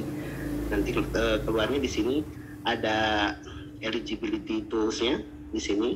Nah di sini eligibility. Nanti kalau kita klik di sini, nanti kita akan lihat ada jenis-jenis kondisi pasien. Jadi kalau misalkan pasien datang nih, kita mau lihat apa ya, misalkan dia pasiennya merokok, nah, kita bisa klik berhenti di merokok ya. Nanti dari situ pas merokok kita lihat ada lagi pasiennya umurnya berapa, kurang dari 35, di atas 35. Terus pasien ini ngerokoknya berapa batang sehari, kurang dari 15, lebih dari 15, kita pilih ya setelah kita tanya sama pasien misalkan seperti itu. Nah kemudian nanti kita lihat di sini di bawahnya ada si recommendation. Setelah yang ini nanti akan terlihat rekomendasinya macam-macamnya. Ini kita bisa langsung masuk ke set recommendation ya. Dan kita tahu yang 1, 2, 3, 4 jangan lupa bahwa 1 itu artinya boleh manfaatnya lebih tinggi daripada madorotnya lah gitu ya. Kalau yang 2 itu ada madorotnya tapi manfaatnya masih lebih tinggi. Kalau 3, 4 itu nggak boleh kita pakai untuk pasien itu gitu ya. Jadi nanti kita tinggal klik next. Nah ini udah ada di sini contoh-contohnya. Jadi ketika kita menghadapi pasien, kita disajikan, oh ini yang boleh untuk pasien dalam kondisi seorang wanita di atas 35 tahun, kemudian merokok 15 batang, inilah yang boleh. Kita pilih ada yang 1 di sini. Dan kalau kita perlu edukasi untuk pasien tersebut, maka kita tinggal klik, edukasinya ada di sini. lengkap ya. Lengkap banget. Dan free. Dan untuk pasien-pasien kita yang rasanya udah well educated, akan lebih mudah kita berkomunikasi gitu. Karena tools ini direkomendasikan kan secara internasional, artinya mau kemanapun orang akan pakai ini, mau ke Dubai pakai ini, mau ke Jepang pakai ini juga kan gitu, seperti itu. Nama aplikasinya apa? WHO Contraception Tools. Gitu. Boleh teman-teman semua sekarang bisa, kalau yang belum, saya rasa sih sudah ada yang download, tapi kalau yang belum boleh dicoba sekarang. Kalau tidak berhasil bisa ditanyakan langsung ke dokter sekarang. Pasti bisa. Apple dan Android ya. Ada Apple, ada Android bisa di sini. Jadi ini akan sangat membantu untuk kita memilih alat kontrasepsi yang tepat untuk pasien-pasien kita, karena pasien kita dalam kondisi yang berbeda-beda kan, seperti itu ya. Baik, Dr. Tanto, selanjutnya saya mau bicara soal combine hormonal kontraseptif. Ya, kita tahu bahwa combine hormonal kontraseptif tadi itu merupakan salah satu yang paling banyak yang menggunakan ya. Dia komponennya biasanya dua, ada estrogen dan progestin, kan ada juga yang progestin only ya, pil yang progestin only. Tapi kita bicara di sini yang kombinasi, tipenya juga itu ada yang di pil KB yang diminum ya, kemudian ada yang vaginal ring atau patches, cuma yang vaginal ring dan transdermal patches itu kayaknya di kita nggak ada ya. Tapi kalau pasien-pasiennya ada dari luar atau dia pernah tinggal di luar kemudian sudah biasa mempergunakan itu, kadang-kadang suka ada juga yang bawa seperti itu. Efektifnya cukup bagus ya. Dan untuk yang combine hormon kontraseptif ini yang harus kita restriksi, artinya karena ada komponen estrogennya yang ada risiko untuk peningkatan trombosis, maka tidak semua klien itu cocok mempergunakan ini. Harus betul-betul kita gali apakah tadi terkait gaya hidupnya, berat badannya, atau ada penyakit yang lainnya ya. Nah di sini untuk efektivitas ya itu sangat bagus. Nah, cuma untuk penggunaannya nih, Dr. Tanto di sini dikatakan bahwa dia harus efektif kalau digunakan dalam 5 hari pertama dalam menstruasi. Jadi nggak boleh telat dari 5 hari pertama. Kemudian kalau lewat dari 5 hari pertama itu harus abstinensia dulu selama 7 hari ke depannya, ya. Kemudian untuk penggunaan biasa 1 pil 1 kali, biasanya terdiri atas 28 pil, di mana 21 pil aktif, 8 pil itu adalah off ya. Tetapi tadi Dr. Tanto sudah bilang pada endometriosis pun bisa pun digunakan secara continuous. Nah, jadi nggak harus seperti itu. Pasien mempergunakannya 28 terus ada pil placebonya. Kalau misalkan pasiennya bisa kita ajak diskusi bahwa sebetulnya kalau dia nggak mau hamil, nggak usah haid tiap bulan lah. Kita haidnya bisa diatur setahun 3 kali atau 4 kali misalkan. Kita bisa modifikasi dengan tidak mempergunakan pil placebonya. Dan rekomendasi untuk persepan, artinya kita berapa lama sih pasien itu kita akan evaluasi gitu kan, nggak mungkin setiap bulan dia datang kan. Itu ternyata 13 cycles. Jadi untuk 1 tahun kita boleh, Bu, nanti pakai 1 tahun, tahun depan nanti kontrol lagi ya, kecuali kalau ada masalah kontrol lebih cepat, itu boleh, gitu seperti itu ya. Nah, sehingga di sini nanti paradigma penggunaan pil mungkin akan berubah ya. Dia bisa 3 bulan sekali, bisa 4 bulan sekali untuk haidnya, atau kalau yang biasa 1 bulan sekali. Jadi kita bisa modifikasi di sini ya untuk ininya. Kalau pil itu kan ada yang 21/7, ada juga yang 24. Nanti saya jelasin di belakang. Ya, itu kenapa pil dibuat seperti itu. Kemudian manfaatnya apa nanti saya jelasin di belakang. Kenapa pil ini ada yang 21/7, ada yang 24/4 ya. Nah, cuma ini kita harus hati-hati di sini bahwa common precaution atau contraindication untuk kombinasi ya. Pasien-pasien yang ada risiko venous thrombosis, diabetes lama, itu kita harus hati-hati gitu ya. Ada imobilisasi juga kita harus hati-hati ya. Pasien yang merokok, dan sekarang kan banyak ya wanita yang merokok gitu, dan usia di atas 35 tahun, ada migrain dengan aura, obesity kan sudah jadi global pandemik ya, juga itu juga harus hati-hati. Kemudian hypertension. Jadi ada pasien-pasien tersebut maka pakailah aplikasi dari WHO tadi. Bagaimana kelayakannya, seperti itu. Ya, nah ini juga menarik, Dokter Tanto, Dokter Hanom, karena banyak sediaan pil yang tersedia ya. Kita mau milihnya yang mana nih buat pasien? Mau yang monofasik atau yang bifasik gitu ya. Nah, tetapi ternyata kalau untuk efektivitas kontraseptif mau bifasik mau monofasik itu sama aja. Untuk efektivitas kontrasepsinya sama 4-7% kegagalannya. Nah, tetapi harus hati-hati kalau kita mempergunakan multifasik regimen, kan kadar progesteronnya itu secara bertahap ya berubah dari waktu ke waktu gitu. Satu, nggak boleh salah makan obatnya. Pil untuk hari ke-18 nggak boleh diminum di hari ke-9, nanti ngaco gitu. Dan risiko breakthrough bleedingnya agak tinggi. Sehingga kalau mungkin saya pribadi, saya lebih nyaman dengan mempergunakan monofasik regimen karena lebih simpel untuk pasiennya juga. Kita juga tidak perlu menjelaskan terlalu panjang kepada pasien mengenai cara penggunaannya gitu ya, seperti itu. Kemudian yang ini dosis estradiol juga kita harus perhatikan. Kebanyakan dari pil-pil yang sekarang itu memiliki estradiol yang cukup rendah, dan itu memang salah satu evolvingnya dari pil KB itu di situ gitu. Jadi nilai estradiol atau estradiolnya makin turun untuk mengurangi risiko. Nah, tetapi ada sediaan-sediaan yang mengandung 30-35 ada risiko terjadi breakthrough bleeding di situ. Jadi agak kurang. Nah, sehingga untuk yang pil-pil sekarang dengan kadar agak rendah, risiko untuk terjadinya gangguan breakthrough bleeding itu harus kita jelaskan juga pada pasien, terutama nanti terkait dengan berat badannya. Karena tadi kan berat badan menjadi salah satu isu ya, meskipun dari efektivitas tidak berbeda, tetapi karena memang kandungan estradiolnya rendah, maka risiko terjadi perubahan atau breakthrough bleeding ini lebih tinggi, gitu ya. Nah, selanjutnya dengan progestinnya, kita mengkaji progestin dari pil. Kita udah sama-sama tahu lah bahwa perkembangan progestin itu demikian pesat ya. Kemudian benefit yang diperoleh pasien itu juga bisa disesuaikan dengan kondisinya ya.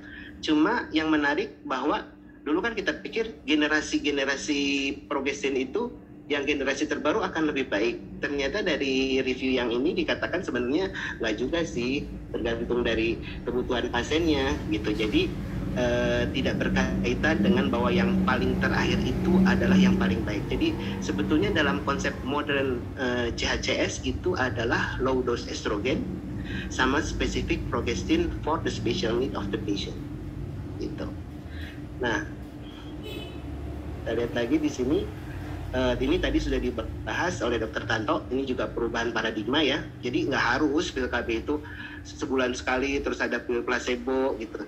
Kalau pastinya dok, aku mau ujian nih bulan depan, mau ujian tesis atau ujian disertasi gitu.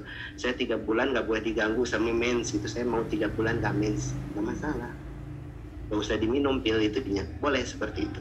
Jadi tidak masalah, boleh. Kemudian ini juga sama ya. Nah ini ditanyakan oleh Dokter Hanom, kenapa sekarang di-create pil-pil yang placebo periodnya lebih rendah ya, cuma 4 gitu. Nah di sini adalah karena pada saat menggunakan placebo, efek penekanan terhadap aksis dari HPO itu menjadi lebih kurang.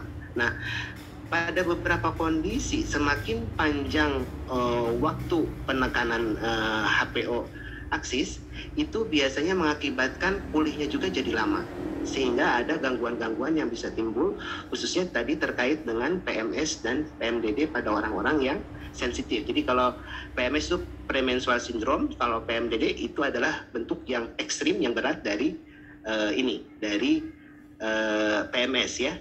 Tapi tidak berkaitan dengan efektivitas. Jadi kalau kita mengurangi 4 hari atau 7 hari itu akan sama efektivitasnya. Ya. Ini yang tadi yang sudah dijelaskan oleh Dr. Tanto tentang berbagai macam progestogen ya. Jadi kalau dia sintetik disebutnya sebagai progestin ya. Nah yang progestin itu ada yang turunan dari progesteron, ada yang turunan dari testosteron, tetapi juga ada satu lagi nih yang unik nih Dr. Tanto, Dr. Hanam, itu adalah dari spironolakton. Jadi dia sebetulnya bukan dari keluarga progesteron, tetapi dia efeknya itu sama seperti progesteron. Nah ini salah satunya yang ada saat ini yang sudah tersedia adalah DRSP atau yang kita kenal dengan drospirenol. Nah ini tadi sejarah perkembangan dari pil KB dari tahun 1960 ya, kemudian secara bertahap dosis estradionnya makin diturunkan ya, progestinnya makin banyak yang ketemu yang baru dan berkembang ya. Oke.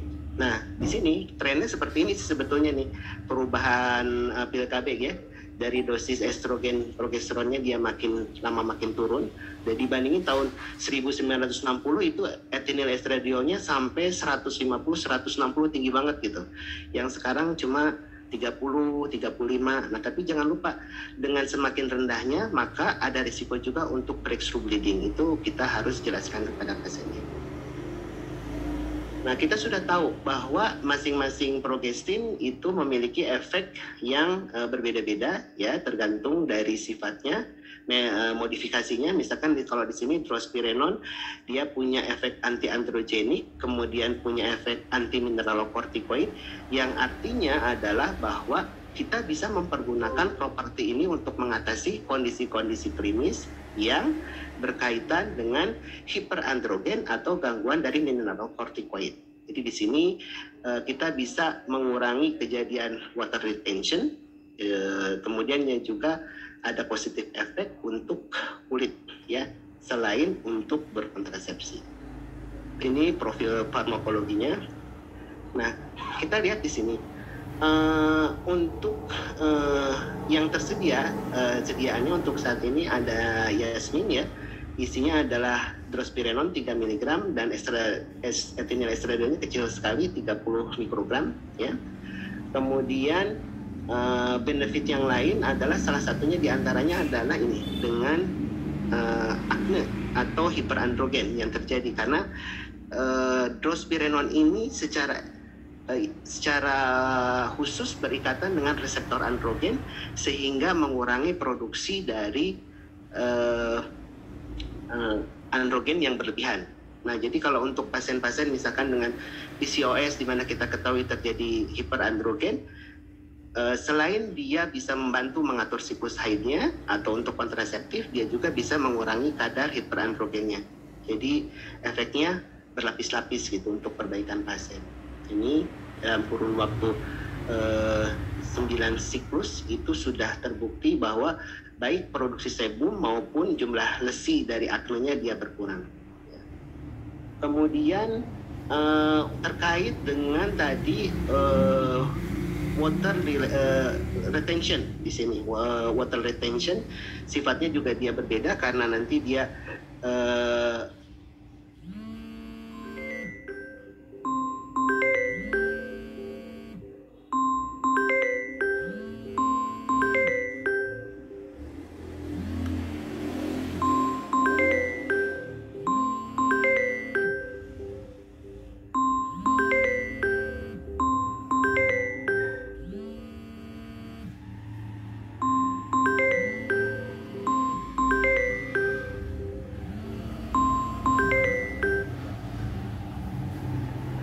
ternyata drospirenol juga sangat baik atau bisa dipergunakan untuk mengatasi PMS dan PMDD.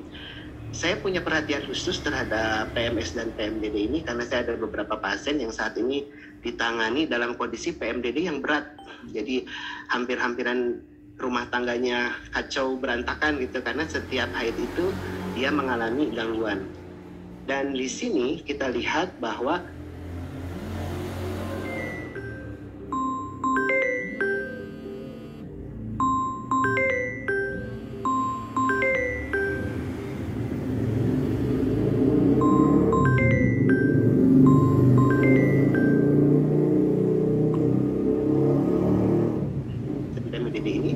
waktu placebo-nya ini dikurangi, Dr. Hanum, karena ternyata salah satu yang memicu PMS itu adalah terlalu rendahnya kadar hormon pada saat penekanan awal, sehingga kita harus cepat mengembalikan dia kepada siklus berikutnya. Nah, di sini maka di-create lah suatu pil dengan komposisi 24/4, dan kemudian dengan menguranginya fluktuasi hormon ini, maka trigger untuk terjadi PMS dan PMDD itu menjadi berkurang. Ya, ini contoh kasus saya ambil yang ekstrim ya, Dr. Hanum. Ini pasien usia 43 tahun, dirujuk oleh sejawat Obgyn yang juga kayaknya udah nggak tahan nanganin pasien ini karena pasiennya luar biasa gitu ya, selalu datang pada saat dia mengalami keluhan, dan keluhannya memang berlebihan seperti itu. Pada dasarnya adalah dia sudah tahu kalau dia mau haid itu dia akan bermasalah secara fisik maupun emosi. Jadi dia tidak bisa mengembalikan emosinya menjelang saat dia haid ya. Dan yang kasihannya lebih parah itu ada gejala-gejala paranoia. Jadi dia ketakutan. Kalau dia mau menjelang itu dia bisa seperti orang yang stres berat gitu, seperti itu. Dan sebetulnya pasien ini adalah satu pejabat di salah satu BUMN ya, dan memegang jabatan cukup tinggi, dan ketika dia mengalami hal ini tentu saja itu menjadi masalah yang sangat besar gitu ya. Nah, datangnya jadi keluhannya kemana-mana gitu, bukan hanya ke arah rasa tidak enak atau tidak nyaman menjelang haid gitu ya, tapi kemana-mana gitu, jadi seperti ini. Sehingga pada saat itu kita assess sebagai PMS atau PMDD dengan depresi dan paranoia. Kemudian kita juga konsultasikan dengan psikiatris, dan psikiatris juga setuju bahwa ini untuk stres dan depresinya sudah berat, sehingga yang waktu kita berikan terapi adalah drospirenone extended 244 regimen ini plus terapi dari psikiatris, jadi digabung dulu untuk awal. Nah, 3 bulan setelah mendapatkan terapi tersebut ditambah dengan psikoterapi itu sudah membaik, dia sudah bisa merasakan bahwa ada perbaikan, keluarga di sekitarnya pun sudah merasakan dia ada perbaikan, jadi relatif cepat juga kalau menurut saya gitu ya. Dan setelah 3 bulan psikiaternya stop obat. Jadi memang bukan tipu-tipu yang dikasih terus setiap hari, Dokter Tanto. Jadi si obat untuk psikiatris itu diberikan pada saat dia PMS berat itu. Karena kalau di luar masa itu dia nggak apa-apa, dia nggak ada keluhan. Jadi 3 bulan pertama combine dulu. Nanti setelah 3 bulan itu dia hanya dilanjutkan dengan drospirenone, dan saat ini sudah 2 tahun dengan mempergunakan extended regimen 244, dan itu hasilnya cukup bagus untuk mempertahankan dia dalam kondisi yang tidak terjadi PMDD lagi. Jadi ini merupakan contoh ya, satu kasus yang memberikan respon yang baik dengan kombinasi 244 untuk mengurangi trigger dari PMDD. Jadi mungkin kesimpulannya adalah yang pertama, untuk penggunaan kontrasepsi, jadi kita mempergunakan tools yang dari WHO yang udah ada apps-nya ya, itu akan memudahkan kita pada saat kita bekerja. Kemudian untuk CHSCS kita selalu harus hati-hati bahwa ada risiko di situ, kita harus tahu kontraindikasinya apa, jadi kita harus melakukan screening. Dan kemudian pada saat memilih PKB kita tahu bahwa yang modern kontraseptif di CHCS adalah yang low dose estradiolnya ya, kemudian progestinnya yang memiliki manfaat lain atau manfaat lebih dari sekedar untuk kontraseptif. Nah, bagaimana cara pemilihannya? Jangan lupa bahwa harus selalu mempertimbangkan juga apa kebutuhan atau kenyamanan dari pasien. Jadi kita berdiskusi dengan pasien. Mungkin itu sedikit update yang bisa saya sampaikan terkait kontrasepsi saat ini. Terima kasih. Mohon maaf apabila ada yang kurang berkenan. Wassalamualaikum warahmatullahi wabarakatuh. Waalaikumsalam. keterangannya. Tapi tadi kalau COC dengan CACS sama ya? Sama. Jadi ya? kalau dulu kita COC kan, nah kalau sekarang yang di WHO Medical Eligibility Criteria sekarang itu disebutnya CHCS. Makanya kalau kita baca jurnal-jurnal sekarang mau cari COC agak susah. Tapi masih ada. Masih ada. Karena di combined hormonal contraceptive itu ada yang injeksi. Ya, ada yang oral, ada yang injeksi, ya.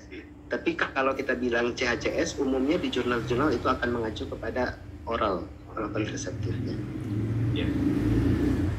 Oke. Ya, ini saya dikodein jadi harus dekat ternyata kalau podcast. Ya, Dr. Dian dan Dr. Tanto ini saya lihat, Q&A-nya sudah banyak nih ya.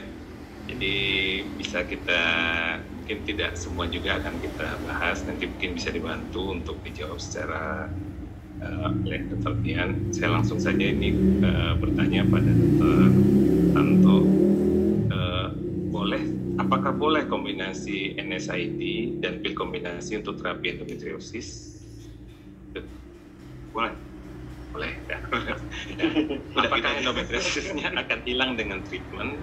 Ya, apakah pil kombinasi harus dikonsumsi seumur hidup atau ada masa berhenti sampai endometriosis hilang? Tadi Dr. Dian sudah ada sebut-sebut. Ya, baik. Jadi sejauh sekalian, saya ingin sampaikan, mungkin ini agak-agak shocking barangkali ya. Pada 2014 ASRM itu menyebutkan bahwa endometriosis itu adalah penyakit yang sifatnya lifelong, gitu ya. Mohon maaf sekali, jadi mungkin kurang nyaman mendengarnya, bahwa endometriosis itu ada penyakit kronis yang mungkin membutuhkan manajemen yang lifelong. Lifelong itu artinya seumur hidup. Kenapa demikian? Karena pada saat seorang wanita masih punya siklus menstruasi, maka ada kemungkinan endometriosis itu akan tetap ada, ya. Bedanya adalah bahwa endometriosis ini dapat dikendalikan progresivitas, ya. Tadi apalagi di pertanyaan lupa lagi. Itu kombinasi apa? NSAID dengan COC. Boleh, ya. Sebetulnya boleh, tapi di situ nanti kita akan kesulitan untuk mengetahui mana yang menyebabkan perbaikan, ya. Padahal kita tujuannya kita memberikan secara boleh pilih NSAID atau progestin atau CHC tadi, itu adalah untuk kalau misalkan pasien ternyata terkendali dengan NSAID, maka dia dapat menggunakan obat itu, silahkan saja terus, ya. Tapi kalau nggak efektif, ganti. Kalau NSAID nggak efektif, apa gantinya? Ya, preparat hormonal, gitu, kira-kira gitu, ya. Cuma masalahnya kan Dr. Tanto ya, kalau kita kaji bahwa dia satu penyakit yang kronik progresif, jadi selain kronisitasnya dari penyakitnya, progresifnya kita harus tahan.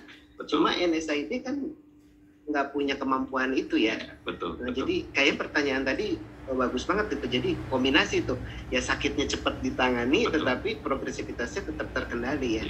Nah, hanya saja memang ada suatu keunggulan dari NSAID, ya, bahwa NSAID ini tidak mengganggu profil ovulasi. Artinya bagi seorang penderita endometriosis yang masih mau ingin hamil, gitu ya, tapi punya nyeri juga, gimana caranya? Ya, kemudian pakai NSAID, ya. Ini pertanyaan terakhir ada, kapan sebaiknya kita lakukan operasi? Ya, baik. Jadi operasi kita lihat tidak merupakan pilihan lini pertama, ya. Dia bukan pilihan. Kalau tadi lihat pembagian yang kita ambil tadi adalah pilihan yang terakhir, ya. Begini, operasi itu dilakukan pada saat terapi lini pertama dan kedua itu tidak berhasil, ya. Jadi menggunakan terapi empiris tidak berhasil, kemudian menggunakan terapi agonis GnRH juga tidak berhasil, ya. Nah, apa pilihannya berikutnya? Cari apakah memang ada struktur yang membuat nyeri, terutama endometriosis yang sifatnya lesi dalam, lesi susukan dalam. Itu bagaimana di situ? Itulah tempatnya untuk operasi, ya. Boleh saya kasih tips sedikit, Dr. Hanum, ya, bahwa kalau kita mengacu pada referensi, potensi nyeri pada endometriosis itu 3, yang berat, sedang, ringan. Yang paling berat yang mana? Ternyata yang lesi dalam, lesi susukan dalam. Kedua, yaitu adalah lesi superficial, dan ketiga kista. Artinya kalau ada seorang wanita punya kista endometriosis tapi mengeluh nyerinya nggak ketulungan, berarti nggak satu aja. Berarti nggak satu aja, gitu ya. Ada lagi yang lainnya. ya. Itu barangkali. Terima kasih. Tapi kata-kata mungkin saya ingin sedikit diskusi untuk masalah yang ini ya. Jadi kalau saya mau pakai progestin plus NSAID juga is okay sebetulnya ya, nggak salah juga ya. Ya, boleh. Karena untuk mempercepat, maksudnya supaya pasien itu terbebas dari nyeri lebih cepat. Kalau tadi kan 3 bulan, kita pengen lebih cepat, mungkin kombinasi itu akan menghasilkan lebih baik. Terus yang kedua terkait ini, waktu operasi yang dikaitkan dengan infertility. Ya. Nah itu saya kira ini perlu digarisbawahi juga, artinya adalah mungkin kita lakukan operasi pada saat pasien itu menjelang mau melakukan program infertility, khususnya IVF gitu. Jadi kalau dulu kita ingat berdasarkan ukuran, ya kalau pasien infertilitas ada endometriosis, kista endometriosis, ukurannya lebih dari 4 cm itu dikasih operasi. Nah, sekarang sudah tidak ya, tapi sekarang tidak. Kalau misalkan pasien nanti katakanlah memang sudah ada kaitan dengan infertilitas ya, maka operasi dilakukan sedekat mungkin dengan keputusan untuk melakukan program hamil. Karena prinsipnya operasi harus dilakukan hanya 1 kali seumur hidupnya Dan optimal. Tapi saya kira berarti perlu ketegasan ya dari kita sebagai objin kepada pasien untuk mau menjelaskan kepada pasien bahwa endometriosis itu nggak bisa sembuh. Benar nggak? Iya, betul. Gitu, setuju. Jadi walaupun itu nggak enak untuk pasien gitu, pasien harus ngerti sehingga konsep pengobatannya mencegah progresivitas, kemudian mempertahankan fungsi-fungsi yang masuk kita kejar, infertility atau yang lainnya gitu ya. Ya, apalagi yang menginginkan proses turunannya. Ini pertanyaan masih banyak, mungkin saya bisa lanjutkan saja. Dokter Dia dulu, saya ambil yang dari paling bawah. Untuk Dokter Dia, dosis estrogen berapa yang baik pada pil kontrasepsi? Ya, kalau untuk modern kontraseptif pilih yang 30-35. Setuju. Ya, jadi cuma kalau semakin rendah estradiol, edukasi kepada pasien kalau nanti ada breakthrough bleeding harus kita kasih tahu. Ongkosnya itu ya. Itu aja. Ya. Jadi ongkosnya dosis rendah adalah breakthrough bleeding-nya tinggi. Jadi jangan sampai nanti kita meresepkan pil, tapi kita nggak tahu isinya berapa loh si estradiolnya. Jangan-jangan nanti ada yang 50 gitu yang keluar gitu ya. Tapi yang available sekarang 30-35 jarang ya. Lebih jarang ya. Makin tinggi dosis estrogen, itu makin tinggi kemungkinan untuk trombosis. Iya. Jadi, tapi perdarahan enggak gitu ya tetapnya. Tapi kalau kita turunkan, ada upasnya nih, trombosis yang berkurang, si breakthrough bleeding-nya Bisa terjadi. Walaupun sekarang memang dibuat supaya bagaimana caranya dosisnya sedikit mungkin, tapi efek sampingnya juga nggak berat gitu. Oke. Izin bertanya, untuk Dinoges ini diminum berapa kali seharinya untuk terapi empiris endometriosis? Ya, tadi dikatakan bahwa evaluasinya 3 bulan. Apakah setelah evaluasi baik, apakah diteruskan juga Dinogesnya? Belum kena nih, harus agak sedikit diulang lagi nih. Baik, jadi untuk menggunakan progestin apapun progestinnya ya, memang kita akan memberikan sesuai dengan dosis yang optimal. Kalau bisa memang serendah mungkin yang sudah memberikan hasil yang optimal ya. Untuk Dinoges itu dosisnya adalah 1 kali 2 mg diminum secara kontinu ya. Nah kemudian dievaluasi apakah kemudian profil nyerinya dapat terkendali 1, 2, 3 bulan tersebut. Dan kalau sudah terkendali, apakah berhenti atau terusin? Ya, 1 kali sehari. Betul. Ya. Nah, tergantung dari konsep yang kita pegang. Kami di sini kan mengambil dan saya pikir konsensus juga bicara demikian bahwa endometriosis adalah penyakit yang kronik dan progresif. Supaya nggak progresif, gimana? Tahan. Jadi harus minum obat dulu. Ya, kelihatannya demikian. Kecuali memang pada saat seorang wanita endometriosis nyeri terkendali dengan progestin, tapi pengen hamil, berhenti. Ada efek samping yang misalkan nggak disukai, ya berhenti. Ya, gitu kira-kira gitu. Ini lanjut lagi, Dokter Dia bertanya dari Dokter Andri, apakah pil kontrasepsi dengan dosis berkenaan dapat diberikan pada PCOS pada anak kecil? Ya, jadi untuk PCOS remaja ya, untuk PCOS remaja ini sebetulnya masih menjadi kontroversi karena ada penggunaan estrogen pada saat lempeng epifisis belum menutup gitu. Jadi sebaiknya sih kalau untuk PCOS remaja dipertimbangkan dulu ya, Karena tadi kan benefitnya sebetulnya kalau untuk PCOS kita untuk regulasi siklus dan juga hiperandrogen, penanganan hiperandrogennya gitu. Nah jadi untuk kasus seperti ini untuk remaja kalau saya sih jangan dulu pakai kombinasi karena ada komponen estrogennya. Tetapi apabila kita timbang-timbang itu ada benefit yang memang diperlukan untuk pasien itu, misalkan terkait hiperandrogen yang sangat berlebihan, mungkin bisa dipertimbangkan gitu. Jadi kita kembali lagi tadi kan ada 4 kriteria 1, 2, 3, 4 gitu. Nah nanti kita mengkaji apakah penggunaan pil kontrasepsi pada remaja itu bisa memberikan manfaat yang lebih banyak daripada efek sampingnya.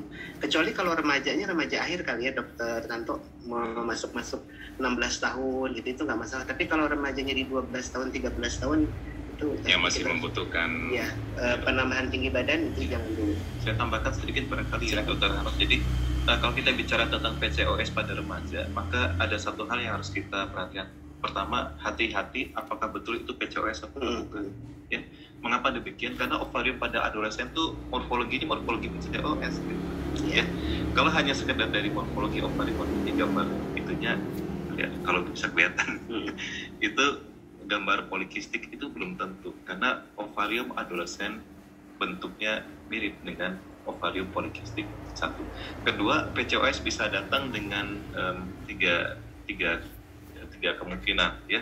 Hiperandrogen atau tampilan klinis maksud saya. Hiperandrogen, gangguan siklus, ya. Infertilitas satu lagi. Tapi yang ini kan susah. Tapi kalau misalnya kita lihat, ternyata hiperandrogen, siklus yang tidak teratur. Pilihan mungkin nggak cuma hormon aja loh terkait sebetulnya. Kalau untuk hiperandrogen ada golongan-golongan yang berikutnya dapat digunakan dan dia bukan terkait dengan estrogen. Iya. Dan perubahan gaya hidup pun ternyata mengkoreksi. Iya. Ya, anak sekarang katanya suka mager, malas bergerak. Oh iya. Jadi metabolismenya cenderung nanti istilahnya kalori yang surplus terus gitu. Jadi gemuk ya. Betul. Ya, itu barangkali benar. Kita kembali lagi pada endometriosis. Dari Putri Nadia izin bertanya, Dok, apakah pasien endometriosis bisa kambuh setelah melakukan operasi? Dan jika kambuh kembali, apakah kondisinya sangat buruk? Ya, baik, terima kasih Dr. Putri. Jadi mohon suara. Ada rambat suara, mohon maaf. Ada beberapa data yang mungkin bisa dicatat untuk konseling ya, Mangga kalau mau disiapkan alat tulisnya silakan ya. Potensi atau angka kejadian rekurensi pada endometriosis pasca operasi itu dalam 2 tahun itu sekitar 10-20%. Dalam 5 tahun 40%. Artinya apa? Kejadian rekurensi itu memang nyata adanya. Ya. Dan ini harus diberikan didiskusikan pada saat sebelum operasi. Jadi sebelum maju ke tindakan, ngobrol dulu bahwa ada kemungkinan hal tersebut. Dan itu wajib disampaikan ya. Wajib. 1-2 tahun 10-20% mungkin kambuh ya. 4 tahun 40%. 5 tahun 40%. Ya. Nah, lalu apa yang harus dilakukan bila ada rekurensi? Jawabannya, lihat apa masalah utama pasien. Kalau masalah utamanya adalah nyeri, maka terapi utamanya medikamentosa. Kalau masalah utamanya adalah fertilitas plus rekurensi, maka pilihannya adalah cepat program hamil. Gitu. Jadi bukan operasi lagi. Ya. Jadi kalau bisa bukan ke arah operasi lagi. Ya. Dan ada satu tips untuk mengurangi kemungkinan rekurensi, Dr. Dian, bahwa rekurensi itu dapat ditekan angka kejadiannya. Penelitian terakhir tahun 2020-an itu menyebutkan bahwa rekurensi dapat ditekan dengan pemberian baik itu agonis INFH atau dengan progestin. Untuk maksudnya ini pada pasien pasca operasi. Ya. Pasca operasi. Nah, untuk yang pasca operasi, angka kejadian itu bisa ditekan dengan penggunaan obat tadi, plus kalau mau memberikan secepat mungkin pasca operasi. Jadi jangan nunggu terlalu lama. Nah, secepat mungkin tuh seminggu setelah operasi, sebulan, bila kalau dilihat dari meta analisisnya nggak ada yang bilang begitu, tapi prinsipnya kalau saya tangkap sih mudah-mudahan betul gitu ya, bahwa pada saat pasien sudah mulai punya siklus lagi, itu harus sudah ditekan. Ya, berhubungan sedikit, kan itu diberikan general agonis setelah operasi. Iya. Ada untungnya tidak kita lakukan pemberian general atau agonis tersebut sebelum operasi? Kalau dulu kan kita sering untuk melakukan pemberian dulu general agonis sebelum operasi. Ya. Kalau sekarang bagaimana untuk menurut kalian? Ini kontroversi, tapi arah dari guideline atau panduan penuh sekarang adalah tidak memberikan tidak memberikan terapi sebelum operasi. Jadi kalau misalkan ada pasien, ini kista, ini kayaknya memang udah ada indikasi untuk operasi. Kalau kita dulu mungkin berikan dulu nih. Ya. Nah sekarang enggak, sekarang tidak. Ya. Jadi evidence-nya jelas sekarang ya sudah tidak perlu diberikan karena masih banyak yang ragu dan juga bertanya juga apakah perlu diberikan sebelum operasi. Kalau mau diberikan mungkin yang terbaik setelah karena tujuannya untuk mengurangi kans untuk recurrence. Iya. Karena rekurensinya sendiri adalah suatu keniscayaan ya, pasti terjadi kalau ditekan. Iya, mudah-mudahan. Ini dari atau Dr. Bian ya, ini Henry Jericho. Selamat, mohon izin menanyakan salah satu kasus yang kami alami pada pasien usia 30 tahun P2A0 yang sudah 3 bulan terakhir menggunakan KB suntik 3 bulan namun melakukan spotting. Apakah ini bisa dikatakan breakthrough bleeding? Kemudian apakah boleh ditambahkan pil KB untuk menghilangkan keluhan sakit? Oke. Berarti ini PUA ya, Dr. Riko ya. Jadi sebagaimana kita ketahui untuk tata laksana PUK kan PUA ada algoritmanya ya, sistem 1, sistem 2.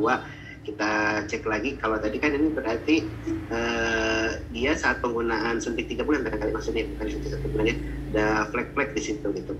Nah, kita melihat ada 2 kemungkinan pada pasien seperti ini. Apakah memang dia terjadi perdarahan karena dampak dari penggunaan DMPA sehingga dinding rahim itu menjadi sangat tipis, kemudian jadi perdarahan.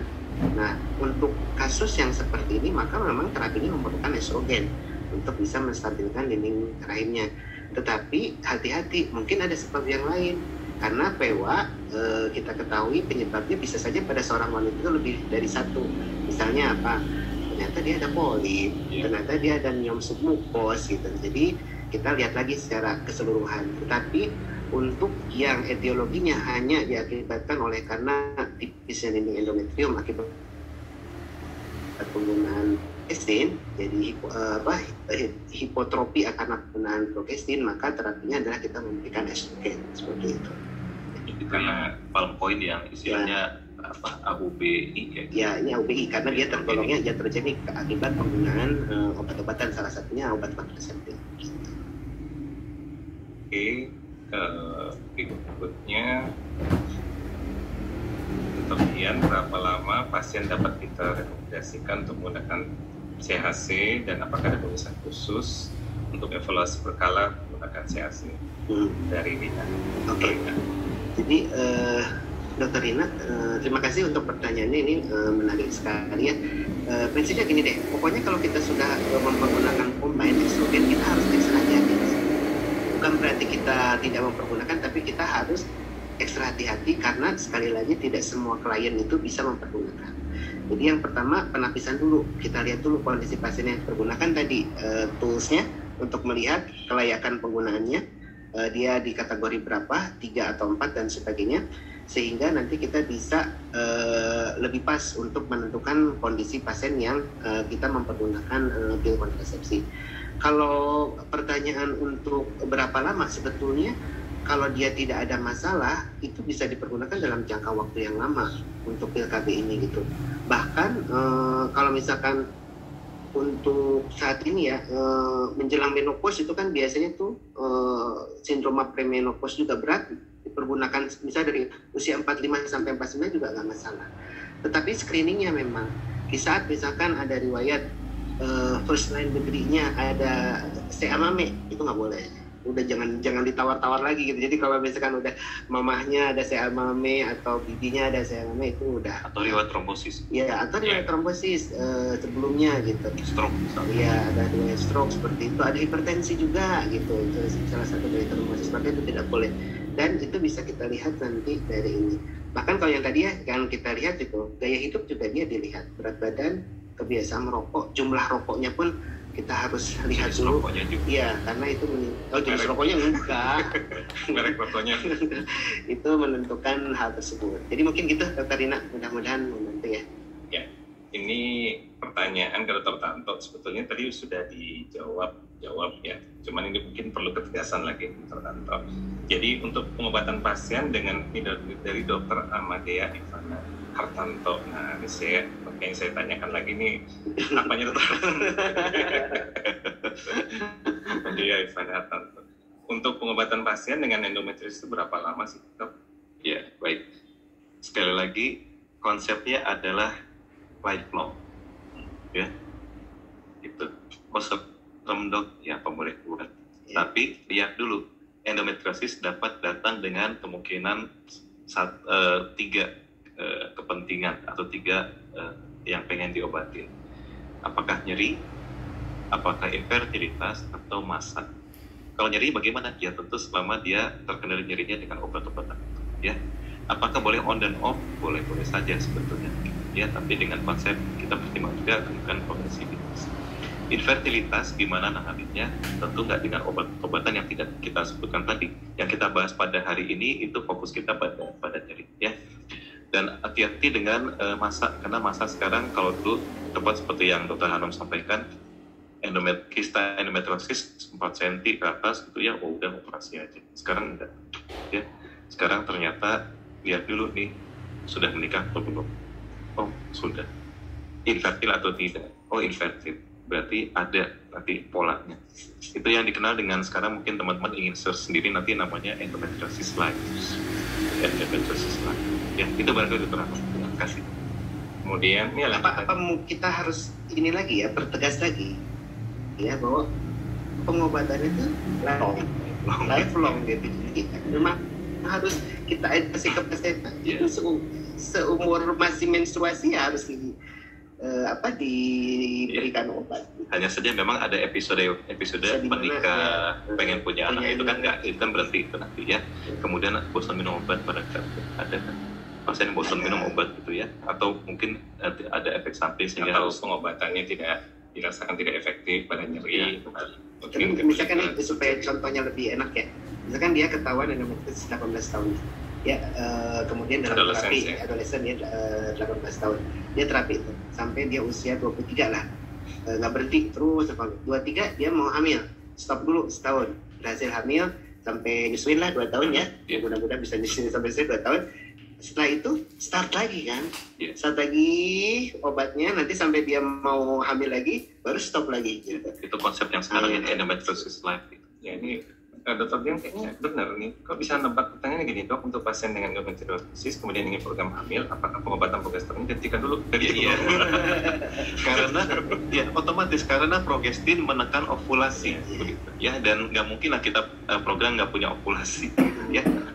Nah ini tadi sebenarnya sudah kita bahas, cuma perlu ditegaskan lagi begini pertanyaan juga. Pada kasus kita endometriosis sudah dioperasi, kemudian muncul lagi. Nah pilihan terapi selanjutnya bagaimana, Dok? Apakah operasi lagi atau terapi hormonal atau bagaimana? Iya. Ini frekuensi dua-duanya. Ya baik. Bisa diulang lagi sekali? Ya. Jadi kalau kista sudah dioperasi, kemudian recurrence, ada lagi mungkin biasanya mungkin di atas 1 tahun. Kemudian selanjutnya apa ya? Apakah kista tersebut kita operasi lagi atau kita berikan hormonal saja? Mungkin Dokter Dian dulu ya. Tadi rasanya sih udah dibahas sama dokter. Iya, betul. Jadi gini, kalau misalkan pasca operasi kemudian dia kambuh lagi, kita lihat kepentingannya nih. Kalau misalkan dia tidak berkaitan sama misalkan mau program, kemudian si kista itu menghalangi pada saat kita mau melakukan tindakan ovum pick up misalkan itu, kita tidak melakukan operasi lagi. Jadi kita memberikan terapi untuk medikamentosa untuk menahannya seperti itu gitu. Dan saya kira operasi yang berulang itu akan sangat merugikan pasien dalam konteks bahwa dia akan menghabiskan cadangan ovariumnya. Untuk pasien-pasien yang infertility kan kasihan ya gitu, usia masih muda, AMH udah sangat rendah gitu, masuk program juga nggak bisa, itu kan kasihan. Tadi Dr. Hanom bilang operasinya sekali seumur hidup pada saat dia hamil gitu kan, seperti itu. Ya, biar tidak kita lakukan operasi. Dr. Tanto ada tambahan? Sama sih sebetulnya prinsipnya ya, karena memang pada saat rekuren itu kita lihat apa tujuan, apa target yang ingin dicapai oleh pasien ya. Kalau untuk infertilitas tapi rekuren ya sebisa mungkin kita masuk program tetap ya, dan kita ada beberapa pengalaman untuk itu ya. Jadi intinya mungkin kalau ada pasien kista endometriosis yang sudah dioperasi, kita harus lihat nih tujuan setelah itu apa, setelah operasi. Kalau ingin infertilitas, secepatnya di program hamil ya. Kalau misalnya tidak situ untuk fertilitas, baru tadi yang sempat sampaikan Dr. Tanto diberikan medikamentosa ya, betul, salah satunya untuk yang nyeri terutama ya. Dr. tapi ya di dalam guideline ESRE ini ada satu statement ya, sekalipun itu dilakukan operasi yang radikal, misalkan dilakukan HTSOV gitu, pada pasien dengan endometriosis, kita harus tetap menjelaskan kepada pasien bahwa nyeri itu masih mungkin ada. Betul, itu konsep sensitisasi ya. Nah, karena sensitisasinya memang untuk pasien dengan endometriosis sudah berbeda ya, seperti itu gitu. Jadi ESRE udah ngingetin kita nih, jadi kita jangan menjanjikan juga pada pasien, udah deh ini udah nggak bisa diapa-apain, di HT pasti nyerinya hilang gitu, itu jangan gitu. Pada saat di HT pun masih mungkin terjadi. Karena di susunan saraf pusat, karena pasien telah mengalami periode sensitisasi nyeri yang sangat lama, maka sudah terbentuk semacam daerah yang amat sensitif di susunan saraf pusat. Apapun impulsnya akan dipersepsi sebagai nyeri. Ya, apapun impulsnya, walaupun nggak nyambung sama siklus, nggak nyambung sama yang istilahnya terkait dengan reproduksi, tetap nyeri ya. Itu akan dipersepsi seperti nyeri. Ya, nah itu tepat harus diberikan penjelasan. Ya, ini mungkin pertanyaan terakhir yang akan kita jawab ya. Waktu sudah mohon izin bertanya, Dr. Dian, untuk penggunaan pil KB pada PCOS yang gemuk, bagaimana mengingat pil KB juga bisa menaikkan berat badan? Oke. Jadi satu, pilihan pil KB-nya jangan yang mengakibatkan gangguan pada sistem RAS tadi. Jadi pil KB-nya pilih-pilih. Nah, salah satunya kan di progestin tadi. Progestin yang memiliki kemampuan anti mineral kortikoid itu akan membantu menahan berat badan pasien. Ya. Tapi saya disclaimer dulu ya, bahwa masalah berat badan ini kompleks, bukan hanya sekedar masalah pil KB atau minum pil KB atau tidak minum KB, tapi kan gaya hidup, intake kalori segala macam itu dia mempengaruhi gitu ya. Jadi satu, yang pertama dia bisa memilih itu, apalagi kalau pasiennya PCOS, karena dia biasanya menderita hiperandrogen juga, itu bisa membantu untuk mengatasi kondisi hiperandrogen. Ini adalah manfaat dapat dikatakan beyond dari kontraseptifusnya, ada manfaat lain dari obat kontrasepsi seperti ini. Jadi pilihannya adalah kita memilih dari jenis pil kontrasepsinya, kemudian yang sesuai dengan kebutuhan pasien. Gitu. Terus terkait berat badannya, nanti dicoba ya, dokter siapa nih yang bertanya nih? Sandi Irwanto. Nah, dokter Sandi nanti download si aplikasi yang dari WHO itu ya, terus cari nanti obesity, jadi sudah ada obesity, ada kriterianya dilihat. Untuk CHCS itu yang mana, yang apa namanya, kriterianya 1 atau 2, nanti kita memilihnya berdasarkan itu. Ya, saya rasa waktunya juga sudah habis ya. Terima kasih banyak nih. Ada beberapa pertanyaan mungkin bisa nanti dijawab oleh para narasumber kita hari ini. Mungkin ada statement terakhir dari Dr. Tanto dan Dr. Dian yang bisa disampaikan sebelum kita tutup pertemuan pada podcast sore ini ya. Lumayan jadi jam-jam maut sebetulnya podcast ini ya, cuman diharapkan tidak masih bisa mengikuti. Silakan. 237 masih bertahan. Baik, ya, terima kasih Dr. Hanom. Pertama, bahwa diagnosis dini itu mengandalkan dari kepekaan kita terhadap gejala-gejala klinis. Tadi udah ada daftarnya ya. Dan juga pemeriksaan fisik ya. Dan bukan hal yang tidak mungkin mungkin dilakukan diagnosis sendiri itu hanya mengandalkan kondisi itu, ya. Kemudian berikutnya terapi empiris dilakukan dengan memberikan preparat progestin atau pil hormon kombinasi tadi, ya. Mekanisme tadi sudah dijelaskan, dan terakhir juga mungkin walaupun kurang nyaman, tapi kita paham sekarang bahwa endometriosis adalah penyakit kronis yang butuh lifelong management. Itu benar kali. Terima kasih sudah diundang ke podcastnya. Oh iya. Bang Dedi Hanum. Silakan sekarang dari dokternya. Iya, terima kasih Bang. Jadi kalau untuk pemilihan kontraseptif sekarang kita di screening kelayakan penggunaan kontraseptif dengan menggunakan guideline yang dari WHO itu kita pilih. Kemudian khususnya untuk yang pemain hormonal kontraseptif itu kita harus lebih hati-hati karena tidak semua klien bisa mempergunakan. Nah, di saat klien itu bisa mempergunakan kontraseptif tersebut, tolong juga ini, di mana kita bisa juga memilihkan pil kontrasepsi yang bisa membantu dia mengatasi kondisi-kondisi klinis lainnya, misalkan seperti hiperandrogen dalam bentuk akne, misalkan yang berlebihan, kemudian gangguan peningkatan berat badan, atau PMS dan PMDD. Ya, terima kasih, luar biasa sekali nih. Moga-moga nanti ini bisa masuk YouTube, ya. YouTube saya akui ini pertama kali podcast YouTube Bang Dedi Hanum, sesi endometriosis dan CHCS. Ya, terima kasih banyak atas ilmu-ilmu yang sudah disampaikan oleh narasumber kita pada sore ini. Kita tutup pertemuan ini, nanti acara akan dikembalikan pada MC. Wabillahi taufiq wal hidayah. Wassalamualaikum warahmatullahi wabarakatuh. Waalaikumsalam.